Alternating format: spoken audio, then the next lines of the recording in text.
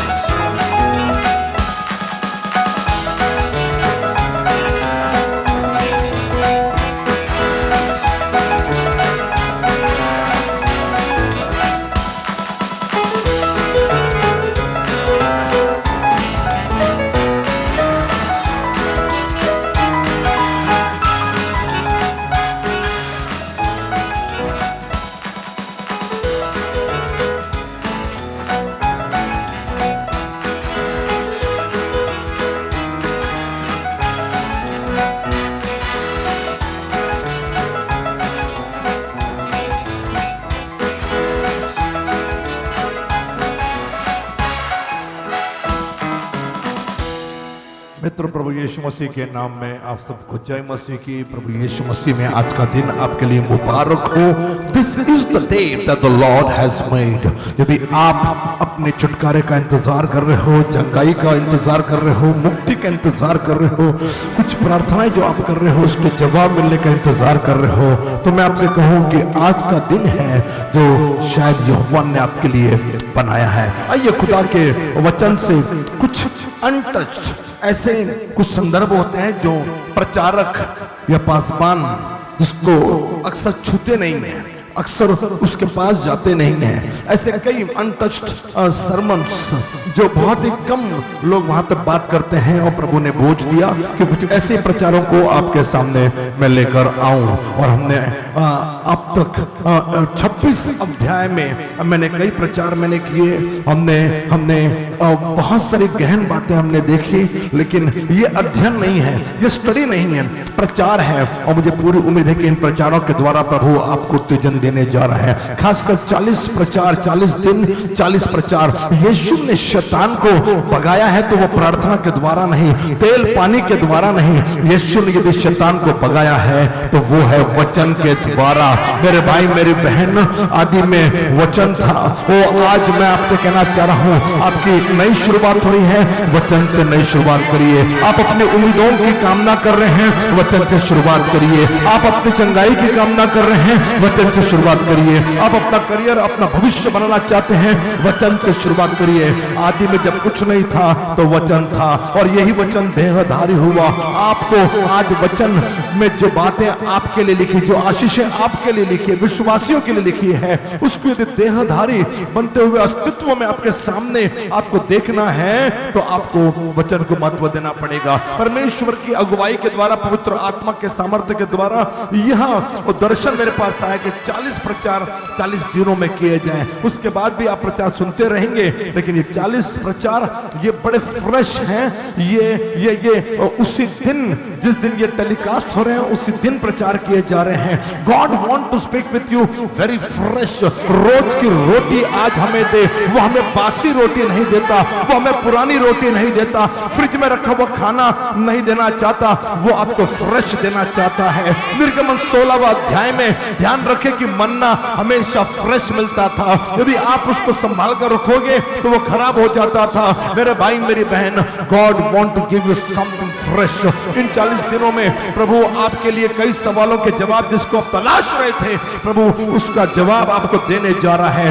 God is going to do something amazing. लेकिन आइए आज एक ऐसा गीत जिसकी केवल एक लाइन मेरे संदेश से जुड़ी है, वो शुरुआत की लाइन है, and he is a God of every moment.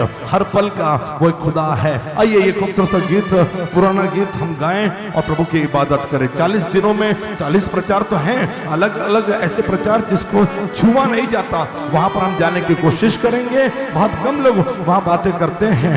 मेरी 50 किताबें मैंने जो लिखी हैं उसमें कुछ ऐसे ही प्रचार आपको देखने को मिल सकते हैं, पढ़ने को मिल सकते हैं। यदि आप प्रच चाहते हो तो कृपया संपर्क करें। आइए प्रभु के उपस्थिति में कुछ नए गीत सुनकर खुदा को धन्यवाद दें।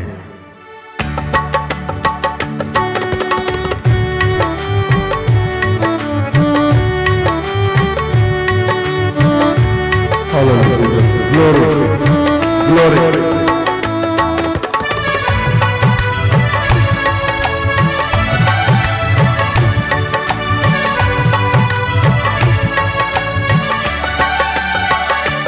हर पल का वही है खुदा, सांसों का वही मम्मा। हर पल का वही है खुदा, सांसों का वही मम्मा। बाहें जो फैलाए खड़ा, आजा तू दूर खड़ा, आजा तू दूर खड़ा। इस गीत में जो शब्द आया है मम्बा, इसका मतलब है सेंटर, केंद्र, सांसों का केंद्र, जिंदगी का केंद्र। यदि कोई है तो वो केवल यीशु है। आइए कोशिश करें मेरे साथ गाने के लिए। हर पल का वही है खुदा, सांसों का वही मम्मा। बाहें जो जगाए खड़ा, आजा तू दूर खड़ा, आजा तू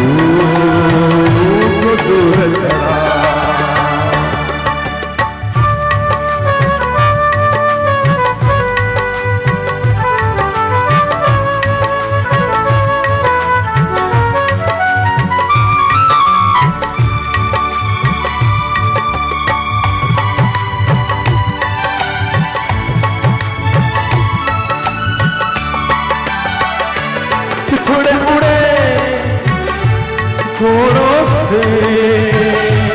बाल सजे कांटों से,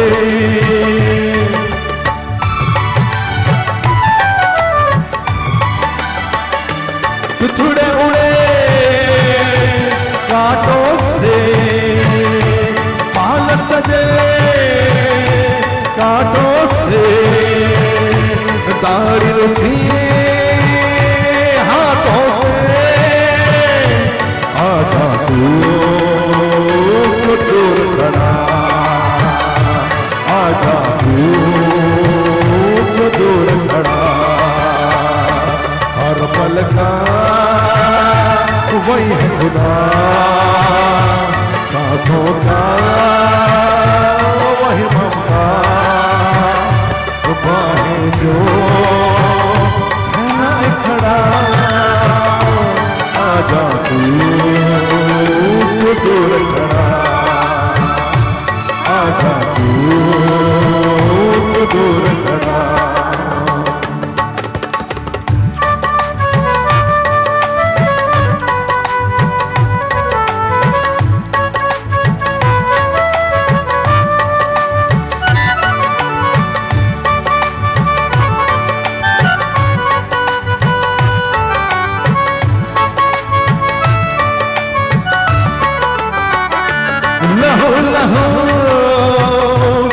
उसका बदन बख्शा उसी में है सुखन।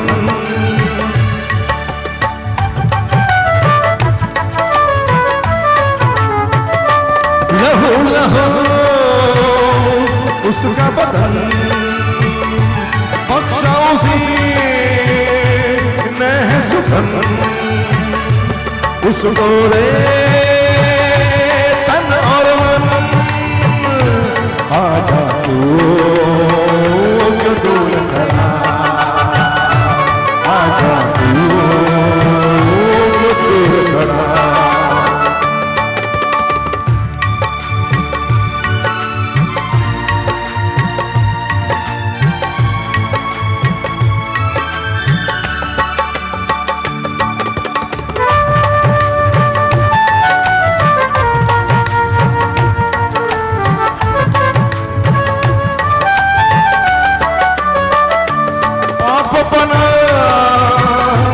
रास्ता बनने हिफ्ज हुआ कि तू न मरे।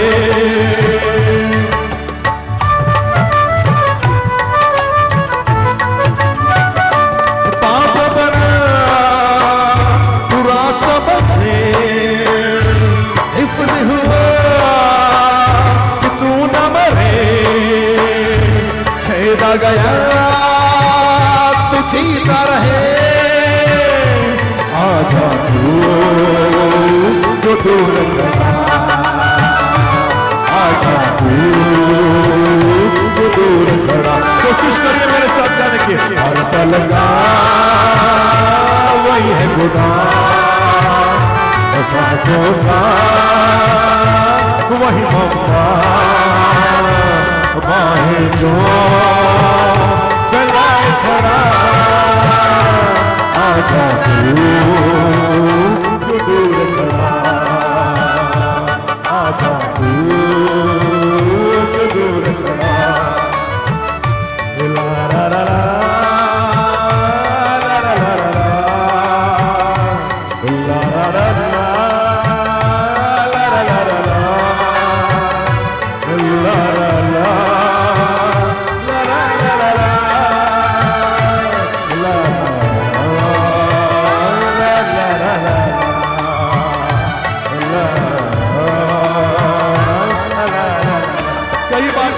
करने के लिए शब्दों की जरूरत नहीं। आइए गुनगुनाएंगे और उसकी इबादत करेंगे। यदि शब्द नहीं आते लेकिन इबादत होनी चाहिए। He knows your heart, वो आपके दिलों को जानने वाला परमेश्वर है। ला ला ला ला ला ला ला ला ला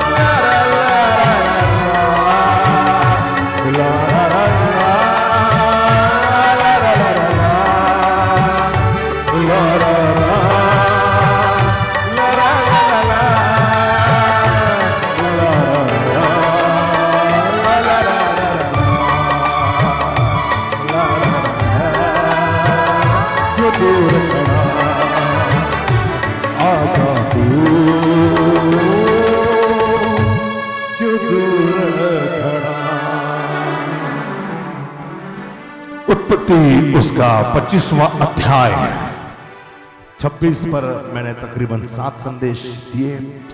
यदि वीडियो आज आप देख रहे हो लाइव या बाद में और अपने पहले वाले वीडियोस नहीं देखे तो जरूर देखिएगा। बेहतरीन संदेश, फ्रेश, जो कभी उस तरीके से बोले नहीं गए, ऐसे संदेश आपको सुनने को मिलेंगे यदि खुदा के वचन से आपको प्यार है। शनिवार रविवार जो संदेश आपके लिए टेलीकास्ट होंगे वो लाइव ऑडिटोरियम्स की जो हमारी सभाएं हैं वहां से प्रचार किए गए संदेश हैं। और यदि आप अपने तकलीफों से जूझ रहे हैं तो शनिवार को आप विशेष रूप से 9 बजे इन संदेशों का जरूर लाभ उठाइए। खुदा आपको छुएगा जिस वक्त आप इन संदेशों को और बाद में की गई प्रार्थनाओं में यदि आप शामिल हो रहे हो, he just want to touch you. Remember, he has created your body.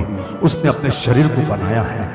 उसने ये डिसाइड किया कि आपके शरीर में 206 हड्डियां होगी। मेरे भाई मेरी बहन, डॉक्टर्स या साइंस के पढ़ाई में हम लोग पढ़कर बोलते हैं कि शरीर में 206 हड्डियां हैं। यहाँ वो है जिसने उन हड्डियों को शरीर में रचा है। उसका नाम यीशु है। उसका नाम प्रभु यहोवा एलोहिम। उत्पत्ति पहला अध्याय में जो खुदा का नाम आया वो एलोहिम आया है। खुदा एक, नाम अनेक। मेरे भाई मेरी बहन, आइए 25वां अध्याय मुझे लुभा रहा था। मैं चाह रहा था कि मैं 28 में चले जाऊं। कुछ प्रचार उत्पत्ति से मैं पता नहीं क्यों प्रभु करवाना चाह रहा है। उत्पत्ति से हम लोग मेरे ख्याल से 7, 8, 9 संदेश में दे चुका हूं।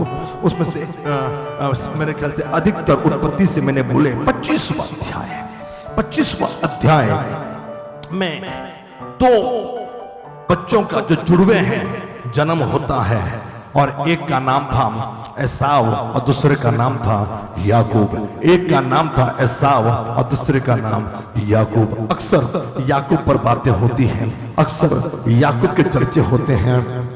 चर्चे भी ऐसे कि आज यदि आप 2024 या उसके पहले या बाद में भी आने वाले दिनों में जब इस वीडियो को सुन रहे होंगे, आप चैनल खोलिए, न्यूज पढ़िए, सुनिए। इजराइल की चर्चा हमेशा सुर्खियों में, इजराइल ये सुर्खियों में रहता है। मालूम क्यों?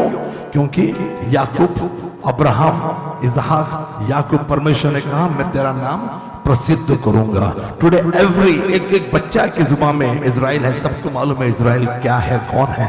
पहले जितना जानते थे, अब 2024 में ज्यादा लोग जानने लगे कि इजराइल क्या है। आइए आज मैं एसाव पर कुछ बातें करूं। देखिए, किसी ना किसी का जीवन ये हमें कुछ ना कुछ सिखाता जरूर है, या तो नेगेटिव या तो पॉजिटिव, कि क्या नहीं करना चाहिए, क्या नहीं करना चाहिए। और आज प्रभु के वचन से मैं उत्पत्ति 25वां अध्याय 29 से 34 आपके लिए पढ़ रहा हूं, और ध्यान से सुनिए। लिखा है कि एसाव जो था, बच्चे तो बढ़ने लगे, 27 से पढ़ेंगे तो लड़के बढ़ने लगे, लेकिन एसाव ये वनवासी होकर चतुर शिकार करने वाला बना। I don't know, but I want to tell you, पता नहीं कहीं से देखिए, परमेश्वर ने श्राप दिया था, वो खेती बाड़ी करने का था। परमेश्वर ने जो श्राप दिया था वो भूमि से कनेक्टेड था, वो जमीन से कनेक्टेड था। और जब भूमि को श्राप दिया है और भूमि पर यदि उपज उगानी है तो कहीं ना कहीं स्वर्ग की यानी बारिश की जरूरत पड़ने वाली थी, आसमान की जरूरत पड़ने वाली थी। लेकिन मेरे भाई मेरी बहन, एसाव ने शिकारी वाला जीवन उसने चुनाव किया है। शिकारी वाला, मैं शिकारी पर बात नहीं करना चाह रहा, हालांकि शिकारी पर एक अलग संदेश बन सकता है। लेकिन मेरे भाई मेरी बहन, आपको निम्रोद याद होगा, आपको उत्पत्ति उसका 10वां अध्याय याद होगा। पृथ्वी का पहला शूरवीर कौन था? निम्रोद था। और मेरे भाई मेरी बहन, हाम के वंश में पैदा हुआ निम्रोद। ये समस्या में क्यों आया मालूम? कहा जाता, परंपरा कहती कि बेबीलोन की मीनार बनाने में जो प्रथम भूमि का जो अगुवाई जो लीड किया कर रहा था वो कौन था? वो निम्रोद था। और वो क्या करता था? उसका व्यवसाय क्या था? उसका व्यवसाय ये शिकार करना था, वो शिकारी था। मेरे भाई मेरी बहन, आज देखिए याकूब आके आशीषों की चर्चा हो रही है, लेकिन एसाव क्यों नापसंद किया गया? एसाव, ये तेरा so many biblical reasons given in the Bible, बहुत सारे उसके उदाहरण, उसके बातें एसाव के बारे में दी गई है। लेकिन आज मैं एक अनटच्ड बताना चाह रहा हूं जिसको कोई छूता नहीं है। वो शिकारी करता था। क्या शिकारी से प्रभु घृणा करता है? मुझे उस पर टिप्पणी नहीं करनी है, लेकिन मेरे भाई मेरी बहन, मैं थोड़ी देर में उस पर आने की कोशिश करूंगा। लेकिन वो शिकार करता था। मेरे भाई मेरी बहन, 2 ही व्यवसाय आपको परमेश्वर के वचन में देखने को मिलेंगे। एक, परमेश्वर ने कहा कि भूमि पर तू फसल उपजाएगा और वो तेरे लिए कांटे भी उगाएगी। और मेरे भाई मेरी बहन, और अब्राहम इसहाक याकूब में से इसहाक ने खेती वाला काम भी किया। दो ही व्यवसाय है, या तो किसान या तो चरवाहा, या तो किसान या तो चरवाहा। और मैं चरवाहे पर फिर से आने की कोशिश करूंगा, लेकिन मेरे भाई मेरी बहन, एसाव क्यों रिजेक्टेड था, एसाव क्यों नकारा हुआ था? क्योंकि वो एक, सुनिए, लिखा है कि एसाव एक चतुर शिकार खेलने वाला हो गया। होंगे अब चतुर आपके कंपनी में, होंगे अब चतुर आपके जॉब में, होंगे अब चतुर आपके बिजनेस में, होंगे अब चतुर आपकी पढ़ाई में। आप शायद सबसे आगे बैठते होंगे, क्लास में आपका पहला नंबर आता होगा, आप होंगे चतुर। लेकिन यहाँ वो है जिसने जगत के मूर्खों को चुन लिया है, जिसने जगत के चतुरों को नहीं चुना, जिसने जगत के बुद्धिमान मानों को नहीं चुना। यह वो है जिसने जगत के मूर्खों को, पहला कुरिन्थियों 1:26-27। मेरे भाई मेरी बहन, एसाव, उसकी क्वालिटी देखिए, वो चतुर शिकारी करने वाला बन गया। लेकिन मेरे भाई मेरी बहन, कभी कभी जिंदगी में ये चतुराई काम नहीं आएगी। कभी कभी जिंदगी में आपका हुनर, शिकार करने वाला हुनर काम नहीं आएगा। आज एक ऐसा ही विषय में आज आपके सामने रखने की कोशिश कर रहा हूं। खुदा बाप ने आज जैसे ही मैं उठा और प्रभु के वचन को देने के लिए मैं आ रहा था, मैं कुछ और बोलना चाह रहा था। प्रभु ने कहा, नहीं मेरे बेटे, आज मेरे लोग जो सुनने वाले हैं, आज मेरे जो श्रोता हैं, जो खुदा के कलाम से प्यार करते हैं, उनके साथ मैं फ्रेश बात करना चाह रहा हूं। प्रभु ने कहा कि आज मैं आपको बताऊं कि आपकी चतुराई पर भरोसा मत करिए, अपने टैलेंट पर भरोसा मत करिए, अपने गुणों पर भरोसा मत करिए कि हाँ मैंने इतने घंटे पढ़ाई की है, हाँ मैं इतना कॉलेज जाता हूं, मैं एक भी ट्यूशन बंक नहीं करता। इसका मतलब मैं ये नहीं कह रहा कि आप कॉलेज मत जाइए, पढ़ाई मत करिए। मैं खुद पढ़ा लिखा हूं, मैं खुद डबल पोस्ट ग्रेजुएट हूं मेरे भाई मेरे बहन। लेकिन आज प्रभु ने मुझे आपको ये उत्तेजन देने के लिए कहा है कि अपना भरोसा अपनी पढ़ाई पर मत डालिए, अपना भरोसा अपने बुद्धि पर मत डालिए, अपने टैलेंट पर मत डालिए, अपने हुनर पर मत डालें। होंगे अब चतुर, लेकिन मेरे भाई मेरी बहन, जब चुनाव का वक्त आया तो परमेश्वर ने चतुर का चुनाव नहीं किया है, परमेश्वर ने होशियारी का चुनाव नहीं किया, परमेश्वर ने बुद्धिमानी का चुनाव नहीं किया है। He want to use you without any qualification। आपके पास एक ही क्वालिफिकेशन होनी चाहिए कि आप परमेश्वर पर भरोसा करते हो, आप उस यीशु मसीह पर भरोसा करते हो। आप डॉक्टर बनिए, आप इंजीनियर बनिए, आप ग्रेजुएशन और पोस्ट ग्रेजुएशन करिए। मेरे पास डबल पोस्ट ग्रेजुएशन है, मेरी पत्नी वो ये डॉक्टरेट की हुई है। लेकिन मेरे भाई मेरी बहन, आप बिल्कुल पढ़ाई करिए, लेकिन आपका भरोसा केवल उस ईसा मसीह पर, केवल उस यहोवा पर होना चाहिए। If you believe in God, लिखा है कि अब्राहम ने विश्वास किया और वही विश्वास उसकी धार्मिकता गिना गया। आप बाइबल पढ़ने को धार्मिकता मानते होंगे, आप उपवास करने को धार्मिकता मानते होंगे, दशमांश देने को धार्मिकता मानते होंगे, डोनेशंस देने को आप धार्मिकता मानते होंगे। बिल्कुल कीजिए, ये कोई गलत काम नहीं है। लेकिन अब्राहम की धार्मिकता इन सब चीजों के अलावा एक और चीज पर गिनी गई और वो था विश्वास। मेरे भाई मेरी बहन, खुदा पर भरोसा करिए, खुदा पर विश्वास करिए। प्रभु आपको लिफ्ट अप करेगा, प्रभु आपको ऊंचाई पर उठाएगा। वो आने वाला दिन आपके लिए बेहतरीन तो होगा। आज का दिन यहोवा ने बनाया है, लेकिन क्यों? पढ़ाई के बलबूते पर नहीं, भरोसे के बलबूते पर। आई बिलीव कि मैं विश्वास करता हूं कि मैं ऊपर जाऊंगा। क्यों? क्योंकि मेरे पास पैसा है। क्यों? क्योंकि मेरे पास क्वालिफिकेशन है। नहीं, क्योंकि मेरा भरोसा उस यहोवा ही पर है, मेरा भरोसा उस यीशु पर है। कोई है जो कहेगा हालेलुया, कोई है जो अपनी मुट्ठी को बंद करेगा और कहेगा yes, trust in the Lord. खुदा पर विश्वास करिए। चतुर शिकार खेलने वाला बना, लेकिन चतुराई काम नहीं आई। चतुर शिकार खेलने वाला बना, मतलब शिकार के लिए उसको टैलेंट पर डिपेंड होना था। Are you there with me? जब खेती कर रहे हो तो किसान ऊपर आसमान की तरफ देखता है और ये दिखाता है कि I am depending on heaven, मैं आसमान पर, मैं बारिश पर निर्भर हूं। मेरे भाई मेरी बहन, आज मैं आपसे पूछना चाहता हूं, क्या आप अपने टैलेंट पर, अपने चतुराई पर, अपनी बुद्धिमानी पर निर्भर हो? मेरे भाई मेरी बहन, ऐसा वे लड़के पढ़ने लगे, लेकिन मूसा ने पवित्र आत्मा की अगुवाई के द्वारा इन बातों को स्पेसिफाई किया है कि एसाव वनवासी होकर चतुर शिकार खेलने वाला बना, और याकूब की क्वालिटी लिखी है। आई डोंट नो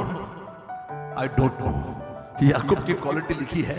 ये विरोधाभास है उन लोगों के लिए जो हमेशा याकूब को फंसाने वाला, झूठ बोलने वाला कहते हैं, लेकिन ये क्वालिटी परमेश्वर के आत्मा के द्वारा लिखी गई। मूसा ने लिखा कि याकूब सीधा मनुष्य था, याकूब सीधा मनुष्य था। और वही क्वालिटी जिसको मैं पिछले कई संदेशों में प्रचार कर चुका हूं कि एक शिकार खेलने वाले ने, निम्रोद ने चूना और ईंट का इस्तेमाल किया, लेकिन याकूब की क्वालिटी लिखी है कि वह सीधा मनुष्य था और वह तंबुओं में रहता था। यात्रा जरूरी है, वो तंबुओं में रहता था। तंबू का फायदा है, जब चाहे खुदा की वाणी आए, यात्रा करनी है तो आप तंबू निकाल सकते हो। डू नॉट सटल मत होइए। और लिखा है एक और, ओ माय गॉड, परमेश्वर ने जगत से ऐसा प्रेम किया, पिता का प्रेम। तो अक्सर हम सोचते हैं कि पिता का फेवरेट होना बेहतरीन बात है। याकूब का एक फेवरेट बेटा था यूसुफ। फेवरेटिज्म मिला, अंगरखा मिला, रंग बिरंगा अंगरखा मिला, बहुत सारी चीजें थी, लेकिन फेवरेट जो बेटा था उससे यीशु मसीह की वंशावली नहीं चली, उससे यीशु मसीह की वंशावली नहीं चली। तो फेवरेटिज्म ये काम आता है, लेकिन इस कहानी में फेवरेटिज्म की परिभाषा, और ये मतलब मुझे ये पसंद है, मुझे ये वाला बेटा पसंद है, ये नहीं है, उसकी भाषा बदल गई। क्योंकि पिता इसहाक का फेवरेट एसाव था, पिता का फेवरेट एसाव था, लेकिन लिखा है पर रिबका याकूब से प्रेम करती थी, रिबका याकूब से प्रेम करती थी। एक बार फिर से मां का प्यार भारी पड़ गया बाप के प्यार से, मां का प्यार भारी पड़ गया बाप के प्यार से, और खुदा ने जो वंश चलवाया है वो मां के प्यार वाले से चलाया है। आइए मैं एक बार फिर से इसलिए बोल रहा हूं क्योंकि इसका बहुत सारी ऐसे और एक उदाहरण मैं दे सकता हूं, लेकिन मैं नहीं देना चाहता हूं। पर रिबका याकूब से प्रेम करती थी, लेकिन ये मेरा विषय नहीं, मेरा विषय को मैं आगे लेकर जा रहा हूं। मैंने थोड़ी सी भूमिका बांध दी। याकूब भोजन के लिए कुछ दाल पका रहा था, वेजिटेरियन। याकूब भोजन के लिए कुछ दाल पका रहा था, ऐसा मैदान से थका हुआ आया। ओ माय गॉड, जब भी आप हुनर पर भरोसा करोगे, जब भी आप अपने बुद्धि पर भरोसा करोगे, आप जॉब के लिए जाते हो, काम के लिए जाते हो, कंप्यूटर पे काम कर रहे हो आप, या अलग अलग काम कर रहे हो, ये चतुराई वाला काम जो है ना, वो आपको थका देता है। मुझे याद नहीं कि मैंने लास्ट छुट्टी कब ली थी, मुझे याद नहीं कि लास्ट छुट्टी कभी नहीं ली थी। कुछ लोग कहते कि सोल्जर्स ये कभी छुट्टी पर नहीं होता, झूठ है। सिपाहियों को छुट्टी मिलती है बकायदा 2 महीनों की, बिल्कुल मिलती है। मेरा परिवार ये सोल्जर वाला परिवार है। मेरे पिताजी ने सारी लड़ाइयाँ लड़ी है, मतलब वो मोहल्ले वाली नहीं बोल रहा हूँ मैं, बिल्कुल पाकिस्तान की, चाइना की, बांग्लादेश वाली, यहाँ तक कि जो गोवा की लड़ाई जो थी वो आपको याद नहीं तो उसको देख लीजिएगा, उसको भी मेरे पिताजी ने लड़ी है। पोर्टुगीज वाली, हाँ, उसको भी मेरे पिताजी ने लड़ी है। मैं आपसे कहना चाह रहा हूँ कि मेरे पिताजी सारे युद्ध में रह चुके हैं, ट्रांसफर होते हैं, सब कुछ ठीक है, लेकिन छुट्टियां होती हैं, सोल्जर्स को छुट्टियां होती हैं। मेरी बहन, बड़ी बहन लेफ्टिनेंट कर्नल है और अभी पोस्टेड है बैंगलोर में, और मेरे भाई, मेरी बहन, उसकी भी छुट्टी। जब पूछूं तो अरे छुट्टी है, मिल गया, कभी कभी नहीं मिलता, कठिन है जॉब, लेकिन छुट्टी होती है। मुझे याद नहीं कि मैंने आखिरी छुट्टी कब ली थी। जब से आप लोग छुट्टी मनाते हो सैटरडे संडे, उस दिन हम लोग सुबह से लेकर रात के 12 साढ़े 12 तक मेरे सारे पास्टर्स कहीं ना कहीं प्रचार कर रहे होते हैं, पूरा दिन प्रचार चल रहा होता है। और कुछ लोगों के चर्चेस खाली रविवार को होते हैं। मैं आपको बताऊं कि हमारे चर्च शुक्रवार, शनिवार, रविवार, सोमवार, 4 चर्चेस, 4 दिनों में चर्च चलते हैं, और बाकी के दिनों में हमारा फील्ड वर्क चलता है। मेरे भाई बहन, मुझे नहीं मालूम लास्ट छुट्टी कब ली। जब हम छुट्टी पर भी होते हैं वहां पर भी काम कर रहे होते हैं, वहां पर भी देख रहे होते हैं कि क्या प्रभु के लिए क्या कर सकते हैं, कैसा कर सकते हैं। और मुझे याद नहीं कि मैंने आखिर छुट्टी कभी ली। मतलब क्या है, मतलब क्या है कि जब आप दुनिया में अपनी चतुराई का इस्तेमाल करते हो, जब दुनिया में आप अपनी बुद्धिमानी का इस्तेमाल करते हो, ऑफिस जाते बिजनेस करते हो, खुद पर डिपेंड रहते हो, खुद की बुद्धि पर, खुद के टैलेंट पर डिपेंड रहते हो, उस वक्त थकावट आती है, उस वक्त थकावट आती है। लेकिन जब खुदा की सेविकाई करते हो, वो हमें रोज एक नया दिन दिखाता है, वो रोज एक नई ताजगी हमें देता है, वो रोज हमें फ्रेश कर देता है। मेरे भाई मेरी बहन, यदि उसकी हुजूरी के बादल आप पर छाए हैं, you will be always fresh. 40 साल इजरायली थके नहीं, और जब वो थक गए तो खुदा ने उनको जैसे बाप बच्चे को उठा लेता है, खुदा ने उनको उठा लिया। यह फायदा होता है कि जब आप खुदा पर डिपेंड होते हो, आपकी थकावट के समय खुदा आपको उठाकर चलने लगता है। आपको एहसास नहीं होता, लेकिन ये हकीकत है। कोई है जो कहेगा हालेलुया, कोई है जो कहेगा जय मसीह की। तब एसाव मैदान से थका हुआ आया। ऑफिस से लोग जब आते हैं, मैदान से जब आते हैं, थके हुए आते हैं। लेकिन हमारे जैसे लोग जो स्वर्ग से आते हैं, स्वर्ग से मानना लेकर आते हैं, स्वर्ग से खुदा का कलाम, खुदा की मौजूदगी लेके आते हैं। मैं कभी थका हुआ, मुझे मालूम है कि हमारे नेशनल कॉन्फ्रेंस में मैं 10-10, 12-12 घंटे स्टेज पर रहता हूँ। मैं कभी थकावट, मुझे लगता है कि और दो और रुको, और पब्लिक में रुकिए। मेरे भाई मेरी बहन, हमारे चर्च जिसको मेन सर्विस जो मैं चलाता हूं, ये 3-3, 4-4, 5-5 घंटे चलते हैं। थकावट नहीं होती है, लोग भी थकते नहीं है। मालूम क्यों? क्योंकि आप स्वर्ग से आ रहे हो, आप स्वर्ग से कनेक्टेड हो। जब मैदानों से कनेक्टेड रहोगे, जब ऑफिस से कनेक्टेड रहोगे, दुनियादारी से कनेक्टेड रहोगे, थकावट होगी, थकावट होगी। और यीशु ने कहा, बहुत से दबे हुए लोगों मेरे पास आओ, मैं तुम्हें विश्राम दूंगा। लेकिन ये उनके लिए जो उसके पास आ रहे हैं ना, ये ऐसा बंदा है जो खुदा के पास नहीं आ रहा है। आप एसाव, मैं फिर से एसाव पर एक और सीरीज यदि प्रभु चाहे तो मैं प्रचार कर सकता हूं। एसाव वाज टोटली अनगॉडली, ये परमेश्वर से प्रेम नहीं करता था। इसने परमेश्वर के दर्शन को कभी समझा नहीं, इसने परमेश्वर के विजन को कभी समझा नहीं। यदि प्रचारक यहाँ पर मुझे सुन रहे हैं, मेरे रेवरेंड्स या मेरे पास्टर्स या उनके नीचे काम करने वाले लोग, पास्टर्स यदि सुन रहे हैं, लीडर्स सुन रहे हैं, तो इस पर कभी जरूर प्रचार करिएगा कि एसाव was ungodly, वो परमेश्वर से प्रेम करने वाला, परमेश्वर से मोहब्बत करने वाला कतई नहीं था। खैर, ये मैदान से थका हुआ आया। आप दुनिया से आओगे तो थके हुए आओगे, और काश ये एसाव प्रभु के पास आ रहा होता, इसको विश्राम भी मिल जाता। लेकिन ये कभी प्रभु के पास नहीं आया। इसकी प्रॉब्लम ये है, ये कभी प्रभु के पास नहीं आया। He never understood the plan God did with the patriarchs, जो कुल पिता थे, उनके साथ जो खुदा ने वाचा बांधी, इसने उसको कभी समझा नहीं है। खैर, बाइबल आगे आपको लेकर जाना चाहती है। लिखा है कि मैदान से थका हुआ आया, तब एसाव ने याकूब से कहा, वो जो लाल वस्तु है, उसी लाल वस्तु में से कुछ खिला, क्योंकि मैं थका हूं। वो जो लाल वस्तु है, कुछ पका रहा था, कुछ पका रहा था। होंगे आप दुनिया में कुछ पकाते होंगे, ऑफिस में कुछ पकाते होंगे, जिसकी वजह से आपको प्रमोशन मिल रहा है। बिजनेस में कुछ पकाते होंगे, जिसकी वजह से आपका सेल, आपकी इनकम बढ़ रही है, आपकी बैलेंस शीट बढ़ती जा रही है। होगा दुनिया में कुछ पका रहे हो। लेकिन मेरे भाई मेरी बहन, जब खुदा का डरवैया पकाता है, जब खुदा की मौजूदगी में चलने वाला शख्स कुछ पकाता है, तो कई और लोग आएंगे और आपके पास से ये कहेंगे कि हमें भी कुछ खिला। मेरे भाई मेरी बहन, विश्वासी के पास हमेशा दूसरों को तृप्त करने की ये करने की ताकत होती है। We can satisfy every hunger if you are believer। यदि आप खुदा के बंदे हो, किसी ना किसी की भूख जरूर मिटाओगे। यदि आप खुदा के दरबारिये हो, यदि खुदा को डर कर चलते हो, तो आप किसी ना किसी की भूख, किसी शहर में, किसी गांव में, अपने चर्च के द्वारा you will satisfy your people। आप तृप्त करोगे किसी और को।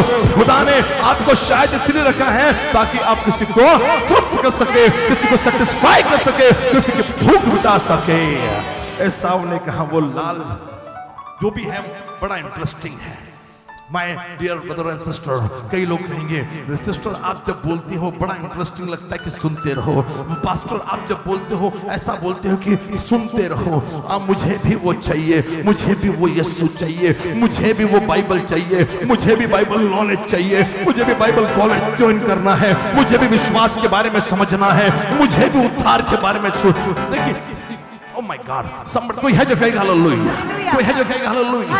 प्रेरितों के काम 16वां अध्याय में जब वो जो भजन गा रहे थे पौलुस और सिलास, they were singing, मुक्ति दिलाए यीशु नाम, जाति दिलाए यीशु नाम, मुक्ति दिलाए यीशु नाम। अब भजन गा रहे हैं, मैं तो बजा रहा हूं लेकिन उनके हाथ पांव में कांटे ठोकी गई थी।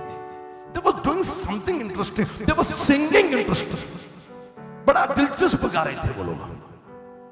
गाना वो नहीं होता चर्च में आप गा रहे हो, एक खत्म हो रहा है फिर दूसरा फिर तीसरा चौथा, वो चौथी स्टैंजा आने तक आप मार्केट में जाके सब्जी खरीद सकते हो, मछली ला सकते हो, मटन ला सकते हो, या कुकर बंद करके आ सकते हो घर जाके। गाना वो नहीं होता है। ये लोग गा रहे थे, जंजीरें खुल गई, काट खुल गए, वो बेड़ियां सब कुछ, गेट दरवाजे खुल गए। अब दरोगा ने अचंबा देखा, उसको लगा ये भाग गए, मेरी नौकरी चली जाएगी। लेकिन उसने देखा कि ये लोग भागे नहीं, वही हैं। तो बड़ा अट्रैक्ट हुआ, ये क्या गा रहे थे जिसकी वजह से ये बंधन खुल गए, ये क्या स्तुति कर रहे थे जिसकी वजह से ये सारी जेल की दीवारें, ये सब कुछ हिल गई, और ये जेल के जो ताले थे वो खुल गए। ये तुम क्या कर रहे थे? इंटरेस्ट लेने लगे। और ये क्या था? ये सब होने के बावजूद वो क्या है तुम्हारे अंदर कि तुम भाग नहीं रहे, वहीं खड़े हो। और उसने इस सवाल पूछ दिया, उद्धार पाने के लिए मैं क्या करूं? मैं जो कुछ भी कर रहा हूं वो काफी नहीं है, उद्धार नहीं मिला। आप जो कर रहे हो ये कुछ है, ये मुझे दो, ये मुझे दो, ये यीशु मुझे दो। मेरे भाई मेरी बहन, एसाव ने कहा जो भी तुम पका रहे हो, it is something interesting, it is something amazing, मुझे वो खाने के लिए चाहिए। कोई है जो कहेगा हालेलुया? काश कोई आपके चर्च में इसलिए आए क्योंकि आप इंटरेस्टिंग पका रहे हो, कुछ दिलचस्प चीजें पका रहे हो, और लोग उसको खाने के लिए आपके पास। कोई है जो कहेगा हालेलुया? कोई है जो कहेगा जय मसीह? कई बार कई लोग कहते कि, मुझे तो नहीं कहते लेकिन कई बार कहते हैं कि यार आप हमारे भेड़ों को चुरा रहे हो, आप हमारी भेड़ों को चुरा रहे हो। मेरे यहाँ तो 90 से ज्यादा प्रतिशत लोग गैर मसीह परिवार से आए हैं, कोई क्रिश्चियन नहीं था, प्रभु ने उनके जीवन को बदल दिया। 90 से ज्यादा प्रतिशत जितनी भी हमारी मिनिस्ट्री है वो नॉन क्रिश्चियंस में है। लेकिन कई बार कुछ लोग आते हैं, आज तक किसी पास्टर में जरूरत नहीं हुई, वो डर मेरा बना हुआ है। बिल्कुल हम लोग प्रभु के लिए जब खड़े होते हैं, गरजते हैं तो सिंहों की नहीं गरजते। लेकिन कई पास्टर्स आप पर इल्जाम लगाएंगे कि आप हमारी भेड़ों को चरा रहे हो। उनको बोलिए हम किसी की भेड़ों को नहीं चुरा रहे हो, हम किसी की भेड़ों को नहीं चुरा रहे हैं, बल्कि हमारे चर्च में हम कुछ ऐसा पका रहे हैं कि तुम्हारी भेड़े आकर हमारा चारा खा रही है, तुम्हारी भेड़े आकर हमारा खाना खा रही है। हम ऐसा पका रहे हैं कि ये लोग आते हैं, हमको नहीं मालूम कौन है, लेकिन बोलते हैं वो जो तू पका रहा है, वो जो तू प्रचार कर रहा है, वो जो तू गा रहा है, वो जो तू जो भी कर रहा है वो मुझे दे। कोई है जो कहेगा हालेलुया? Come on. Yes. लोग आके कहेंगे, wow, when believers cook something, oh my Jesus, ये लहामाशील हलाबंदना, उत्पत्ति 8वां अध्याय अंतिम पद पढ़ लेना। जब नूह ने वेदी बनाई, जहाज के बाहर आने के बाद वेदी बनाई, जहाज के बाहर आया तो क्या था? लाशें, सड़न, बदबू, पृथ्वी जो खूबसूरत थी अब बदबूदार बन गई थी। और नूह जब जहाज से बाहर आया, उसने सबसे पहले वेदी बनाई। और वेदी पर क्या किया? वेदी पर क्या किया? शुद्ध और अशुद्ध जानवर थे। अब जब प्रभु को आप दे रहे हो तो अशुद्ध नहीं दे सकते, शुद्ध। तो शुद्ध की 7 जोड़ियां थी, यानी बहुत रेयर था, बहुत ही प्रेशियस था, कीमती था, क्योंकि उस प्रजाति की केवल 7 जातियां थी, 7 जोड़ियां थी। कोई है जो कहेगा मेरी बात को समझ रहे तो हालेलुया बोलिए। यदि लाइव देख रहे तो लाइव चैट पे डालिए, या तो वीडियो देख रहे तो कुछ मत करिएगा, लेकिन अपने घरों में अपने मोबाइल के पास जहां पर भी वो हालेलुया जरूर बोलेगा। और साथी थे, कीमती था वो। लेकिन नूह ने कहा कि कोई फर्क नहीं पड़ता कि दुनिया में इस प्रकार के साथी जोड़ियां हैं, फर्क नहीं पड़ता है। अब बदबूदार में कुछ तो खुशबूदार होना चाहिए, इस सड़न में कुछ तो खुशबूदार हो। प्रभु ने बचाया जो है, संभाला जो है, दुनिया खत्म हो गई, 8 ही लोग बचे हैं। और फिर नूह ने कहा आई विल गिव प्रेशियस। जब भी खुदा को दे रहे हो कीमती दीजिए। हमारा थैंक्स गिविंग हर नवंबर के महीने में आखिरी में हमारा आखिरी का हफ्ता थैंक्स गिविंग होता है। गवाहियां भी देते हैं और खुदा को कुछ हम भेंट भी देते हैं। कोई है जो कहेगा हालेलुया। इससे हम कई लोगों की मदद, कई लोगों को सपोर्ट, या जो भी हमको जो भी है हम उससे करने की कोशिश करते हैं। पीपल गिव बेस्ट, इवन मैं अपना परिवार, हम लोग बेस्ट देने की कोशिश करते हैं। मेरे भाई मेरी बहन, मैं आपको तुझे देना चाह रहा हूं कि नूह ने आकर कुछ ऐसा पकाया, कुछ ऐसा बलिदान दिया, लिखा है उसकी खुशबू परमेश्वर तक। और फिर परमेश्वर ने कहा कि अब पृथ्वी का विनाश में जल प्रलय से कभी नहीं करूंगा। कुछ ऐसा पकाइए कि खुशबू आ जाए, कुछ ऐसा पकाइए कि खाने के लिए लोग आपके पास खुशबू से चले आए। आपके चर्च की खुशबू आपके केवल मोहल्ले में होगी, लेकिन आने वाले दिन में मैं भविष्यवाणी करता हूं कि आपके चर्च की खुशबू आपके पूरे शहर में होगी। आपके पूरे शहर में आपके चर्च का डंका बोलेगा। पकाना शुरू कर दीजिए, दुआ शुरू कर दीजिए, अपने शहर के चारों ओर चक्कर लगाइए, प्रार्थना करिए, क्योंकि बहुत जल्द प्रभु आपकी कलीसिया, आपके मिनिस्टर की खुशबू आपके गांव में, आपके शहर में, आपके राज्य में, आपके देश में और दुनिया के कोने कोने में पहुंचाना। कोई है जो कहेगा हालेलुया। यूट्यूब पर सीमित मत रहिए, यूट्यूब वाली जिंदगी बढ़िया नहीं है। यूट्यूब आपको भरमा रहा है। आपका काम आपके शहर को जीतना है, आपका काम आपके यूट्यूब के व्यू बढ़ाना नहीं है। मेरे भाई मेरी बहन, अपने शहर का चक्कर लगाइए, प्रार्थना करिए। पिछले 24 साल तो मैं नहीं कहूंगा, लेकिन 18 साल की चर्च मिनिस्ट्री में मैं जहां जहां चला हूं, पुणे में जहां जहां चला हूं, वहां पर चर्चेस, हमारे खुद के पॉटर्स हाउस शुरू हो गए हैं। आज हमारे पास 30 से 40 ऐसे ब्रांचेस हैं जो पुणे के अंदर हैं, जहां हम चले और प्रार्थना की, और वहां अब खुदावंत की खुशबू पॉटर्स हाउस एक्ट फाउंडेशन फैला रहा है। यूट्यूब के चक्कर में मत रहिए। कोई है जो कहेगा हालेलुया। ऐसा पकाइए कि खुशबू खुदा तक पहुंच जाए। या खुशबू ने एसाव को अट्रैक्ट किया। उसने कहा वो लाल वस्तु में से कुछ खिला, क्योंकि मैं थका हूं। मैंने दुनिया में कोशिश की, मैंने जॉब में कोशिश की, मैंने बिजनेस में कोशिश की, लेकिन मुझे कुछ नहीं मिला। थकावट मिली है। मेरे भाई मेरी बहन, जब सब जगह थक कर आ जाओगे, एक ही जगह है जहां पर आपको आराम मिलेगा, विश्राम मिलेगा, और वो जगह है खुदा की हुजूरी, या खुदा की हुजूरी वाले लोग।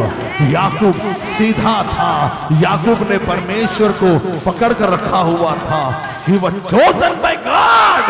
मेरे भाई मेरी बहन, मैं आपसे कहना चाह रहा हूं, उड़ाऊ पुत्र क्या कुछ नहीं किया उसने। लूका 15वां अध्याय, क्या कुछ नहीं किया, सब कुछ चला गया। अंत में उसने कहा नहीं, मैं थक गया हूं, मैं टायर्ड नाउ, और उठकर मैं अपने पिता के पास जाऊंगा। मेरे पिता के पास बहुत है। जहां खाने को नहीं मिला मैदानों में, वहां खाने को मिला याकूब के तंबू में। मेरे भाई मेरी बहन, मैं आपको उत्तेजन देना चाह रहा हूं, थक गए हो लौट आइए, थक गए हो लौट आइए। लेकिन यहां तक तो सब ठीक था, यहां तक तो कहानी सब ठीक थी। उसने कहा मुझे खिला, क्योंकि मैं थका हूं। लेकिन यहां तक ठीक था, अब यहां से प्रॉब्लम शुरू हो रही है, और इसी कारण उसका नाम एदोम भी पड़ा। याकूब ने कहा अपना पहलौठे का अधिकार आज मेरे हाथ में बेच दे। He was wise.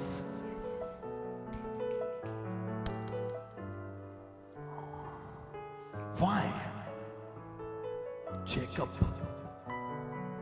gave this option to Esau. एसाव को ये ऑप्शन याकूब ने क्यों दिया? 21 इसहाक की पत्नी बांझ थी, उसने उसके निमित्त प्रभु से विनती की और प्रभु ने उसकी विनती सुनी। अतः उसकी पत्नी रिबका गर्भवती हुई। 22 लड़के उसके गर्भ में आपस में लिपट के एक दूसरे को मारने लगे।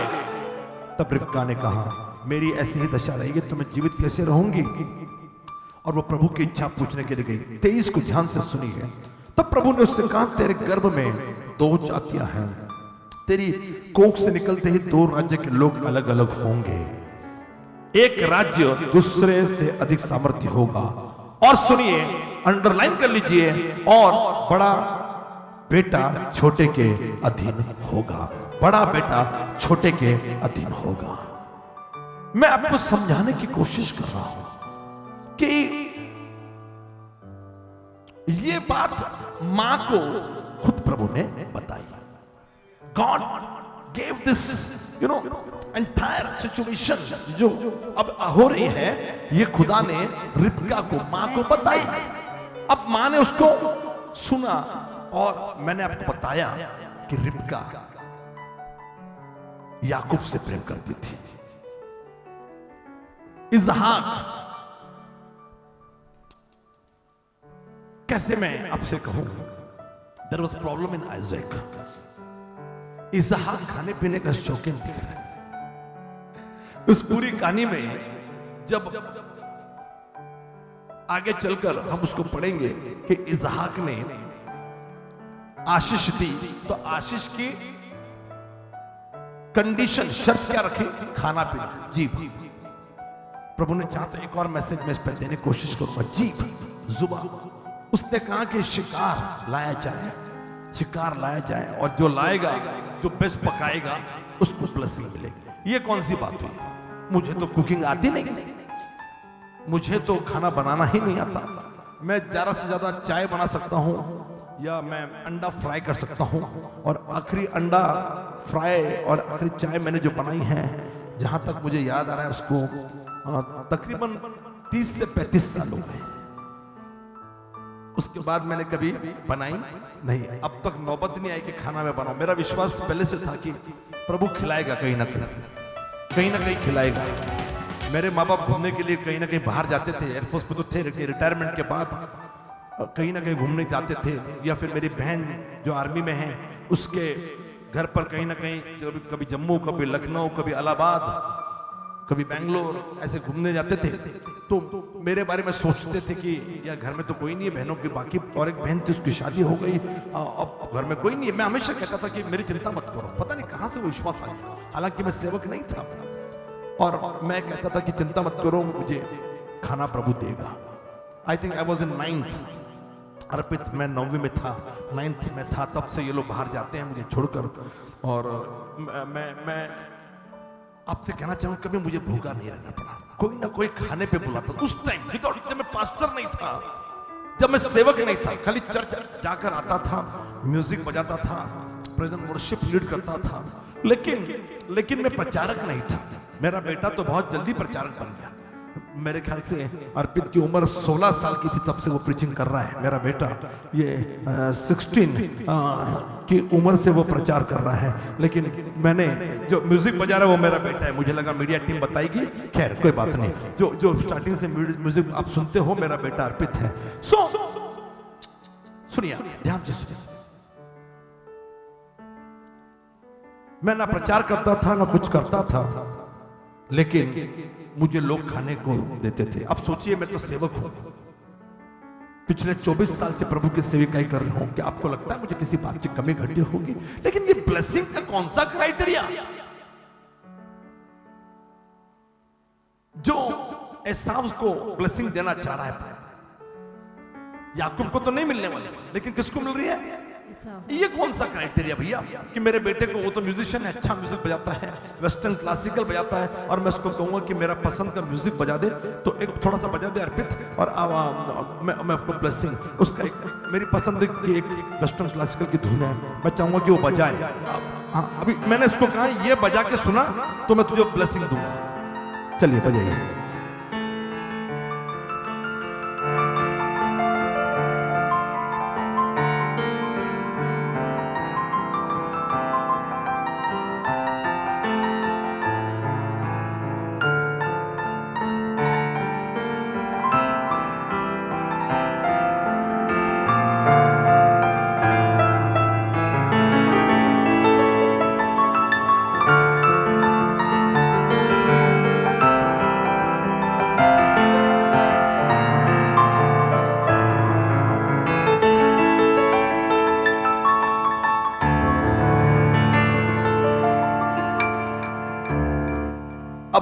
म्यूजिक बजाई है, क्योंकि मुझे म्यूजिक पसंद है।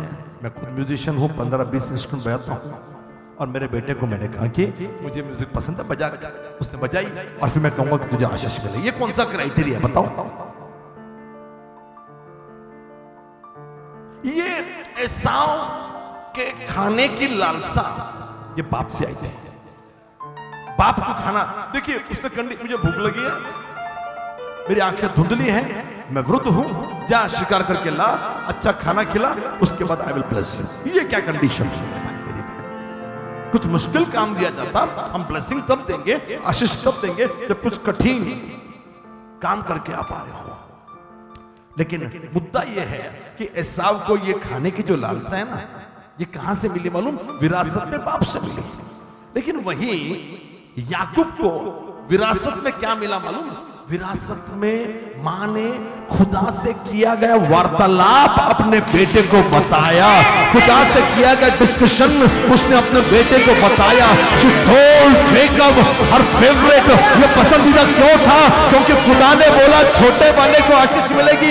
इसके लिए मां ने खुदा की योजना को समझा और छोटे वाले से प्रेम करना, उस पर ध्यान देना, उसको खुदा की बातें सिखाना, उसको बाइबल स्टडी देना, उसको बाइबल की कहानियां बताना, वचन याद करवाना, ये सब कुछ शुरू कर दिया। क्योंकि खुदा ने ये प्लानिंग बनाई थी, खुदा ने ये योजना बनाई थी कि छोटा बड़े पर प्रभुता करेगा। ओ मेरे भाई मेरी बहन, and she told entire discussion with God to her son। पूरा डिस्कशन जो उसका खुदा के साथ हुआ था, उसने बेटे को बताया। and she used to tell, and that is the reason याकूब ने बेचा या खरीदा नहीं है कुछ। ध्यान से सुनिए, ओ माय गॉड। याकूब ने कहा अपने पहलौठे का अधिकार आज मेरे हाथ में बेच दे। ये खरीदा नहीं है, लेकिन याकूब ने परमेश्वर की योजना को समझा और उसने उस योजना को खरीदा है। स्वर्ग का राज्य उस एक कीमती मोती के समान है, जिसकी कीमत इतनी है कि किसी ने अपनी सारी प्रॉपर्टी बेच दी और केवल एक मोती खरीद कर लेकर आया। याकूब इस बाइंग और purchasing the plan of God. खुदा की योजना को वो खरीद रहा है। वो लालची नहीं है, लेकिन उसकी मां से उसने परमेश्वर की योजना को बार बार समझा। उसकी मां बोलती होगी, बेटे प्रभु के साथ की गई वो बात मुझे याद आ रही है। हर रोज कहती होगी या हर संडे चर्च लेती होगी उसका और कहती होगी कि प्रभु ने कहा है कि बड़ा बेटा छोटे के अधीन हो जाएगा।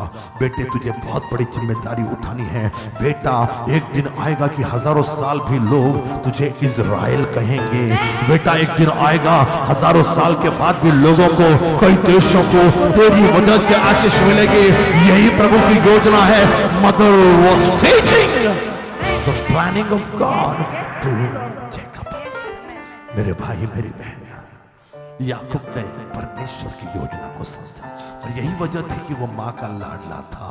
मेरे भाई मेरी बहन, काश माएं अपने बच्चों को लाडला तब बोले जब वो चर्च में जा रहा हो, जब वो खुदा के गीत गा रहा हो, जब वो खुदा की सेविकाई से जुड़ा हो, जब वो दान दे रहा हो। उस आधार पर वो उसको लाडला बोले। इसलिए नहीं क्योंकि वो उसको पसंद है, इसके लिए नहीं क्योंकि वो अच्छा गाता, इसके लिए नहीं क्योंकि वो अच्छी पढ़ाई करता है, और जो पढ़ाई नहीं करता है वो निकम्मा है, किसी काम का नहीं। लाडला होना ये इस बात पर निर्भर नहीं होना चाहिए कि आप दुनिया की कितनी बातें जानते हो। ये इस बात पर निर्भर होना चाहिए कि उस बेटे या बेटी के लिए परमेश्वर ने आपको, माँ बाप को योजना दी है। और धन्य है वो माँ जिसने अपने बेटे को परमेश्वर की योजना को बार बार सिखाया होगा।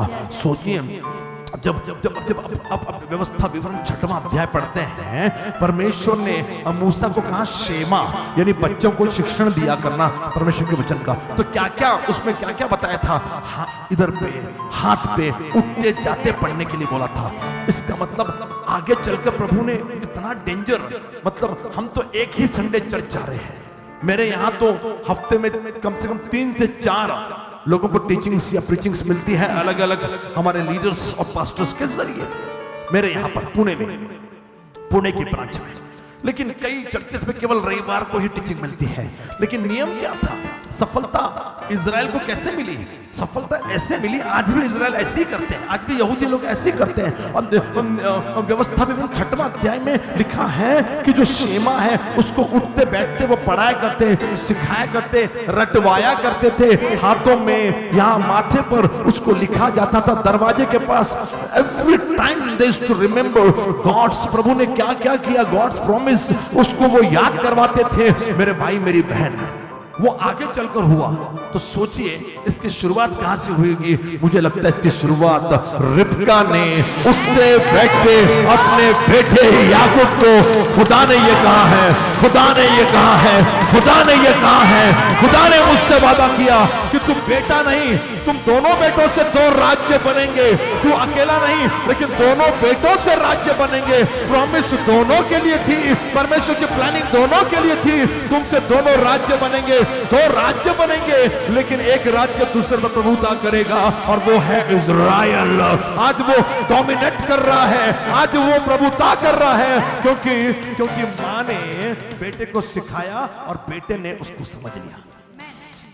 जैसे टाइम आया उसने कहा भाई, उसने कहा अपने पहलौठे का अधिकार मेरे हाथ बेच दे, अपने पहलौठे का अधिकार मेरे हाथ में बेच दे। पहलौठे का अधिकार उसने मांगा, बेच दे बोला। क्यों मांगा? लालची था, सीधा था।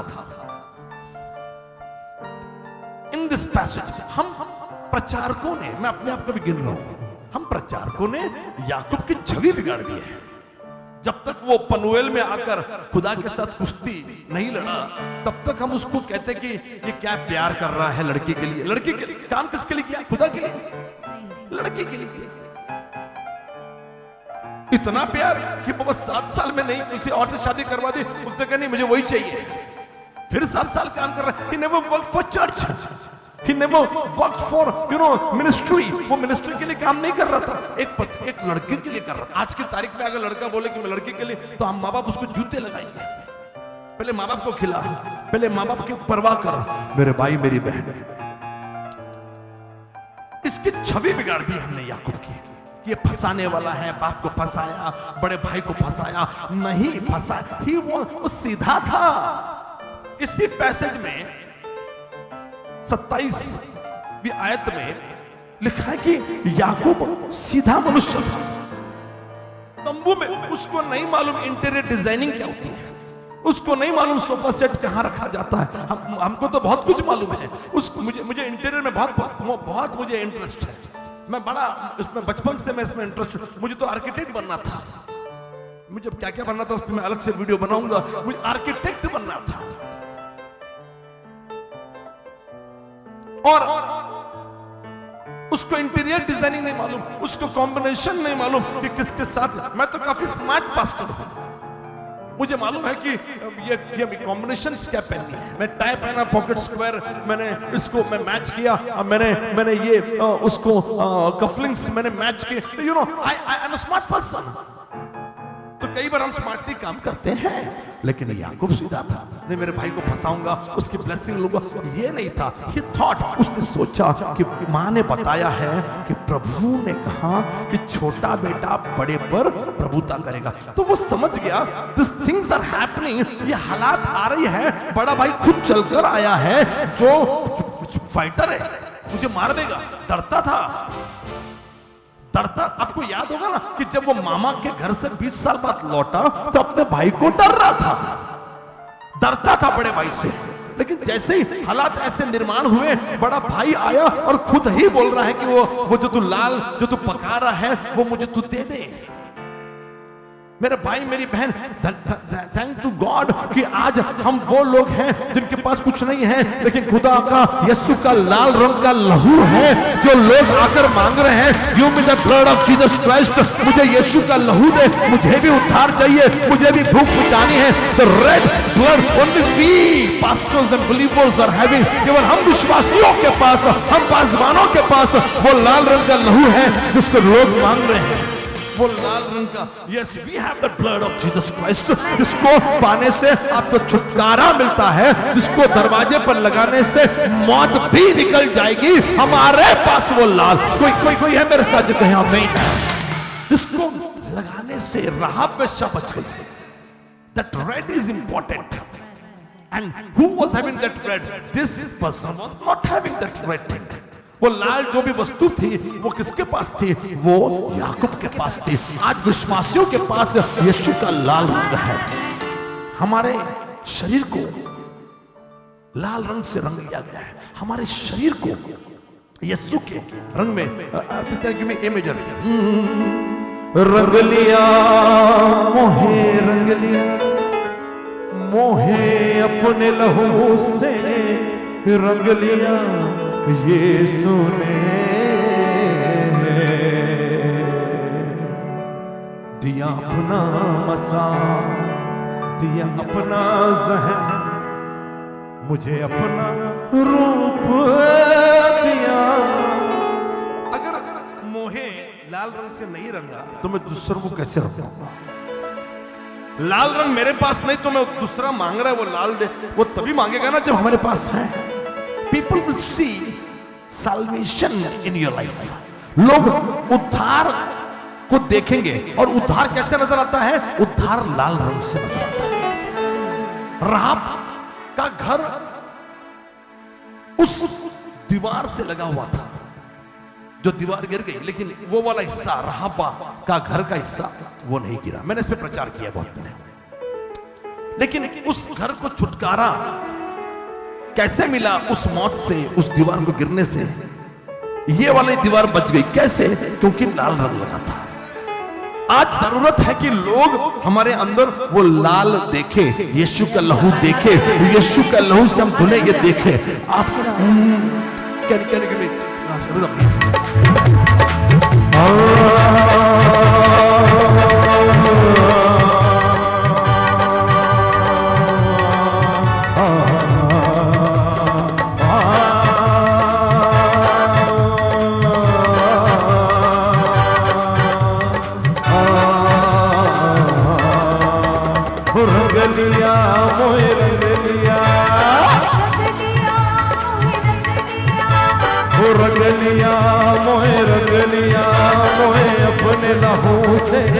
लिया यीशु ने। दिया अपना मसा, दिया अपना ज़हन, मुझे अपना रूप दिया।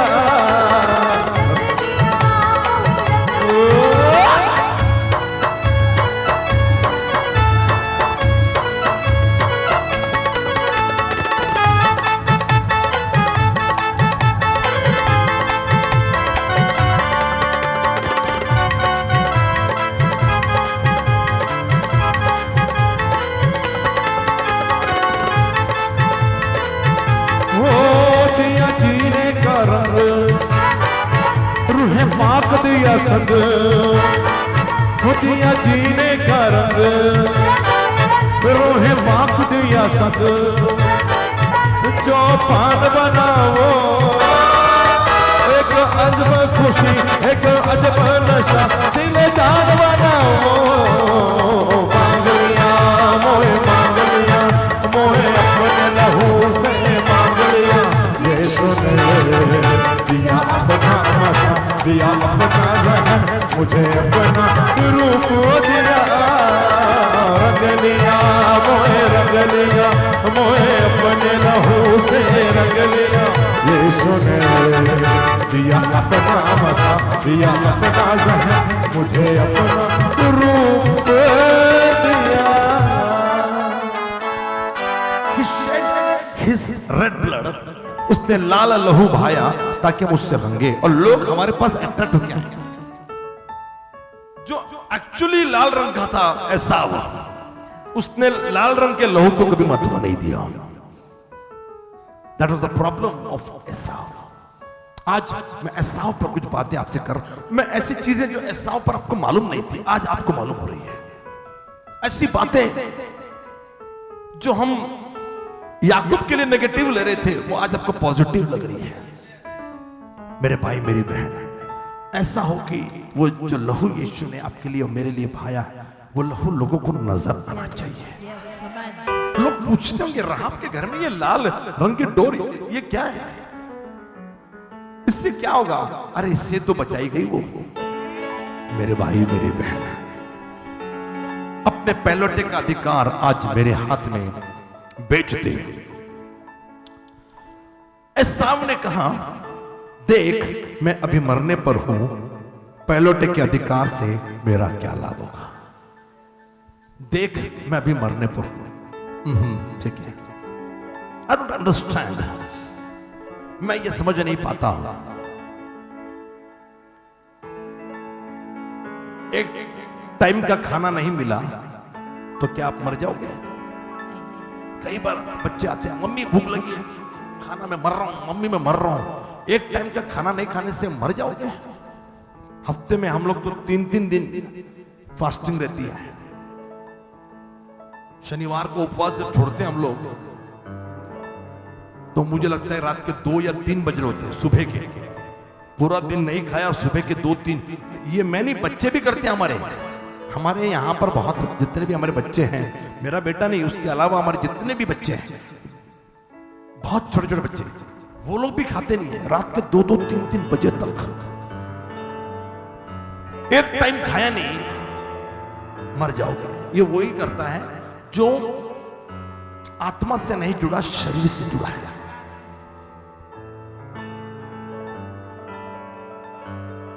मौका मिला तो मैं बोलूंगा, शरीर की अभिलाषा। वृक्ष का फल खाने से क्या होगा? वृक्ष का फल खाने से क्या होगा?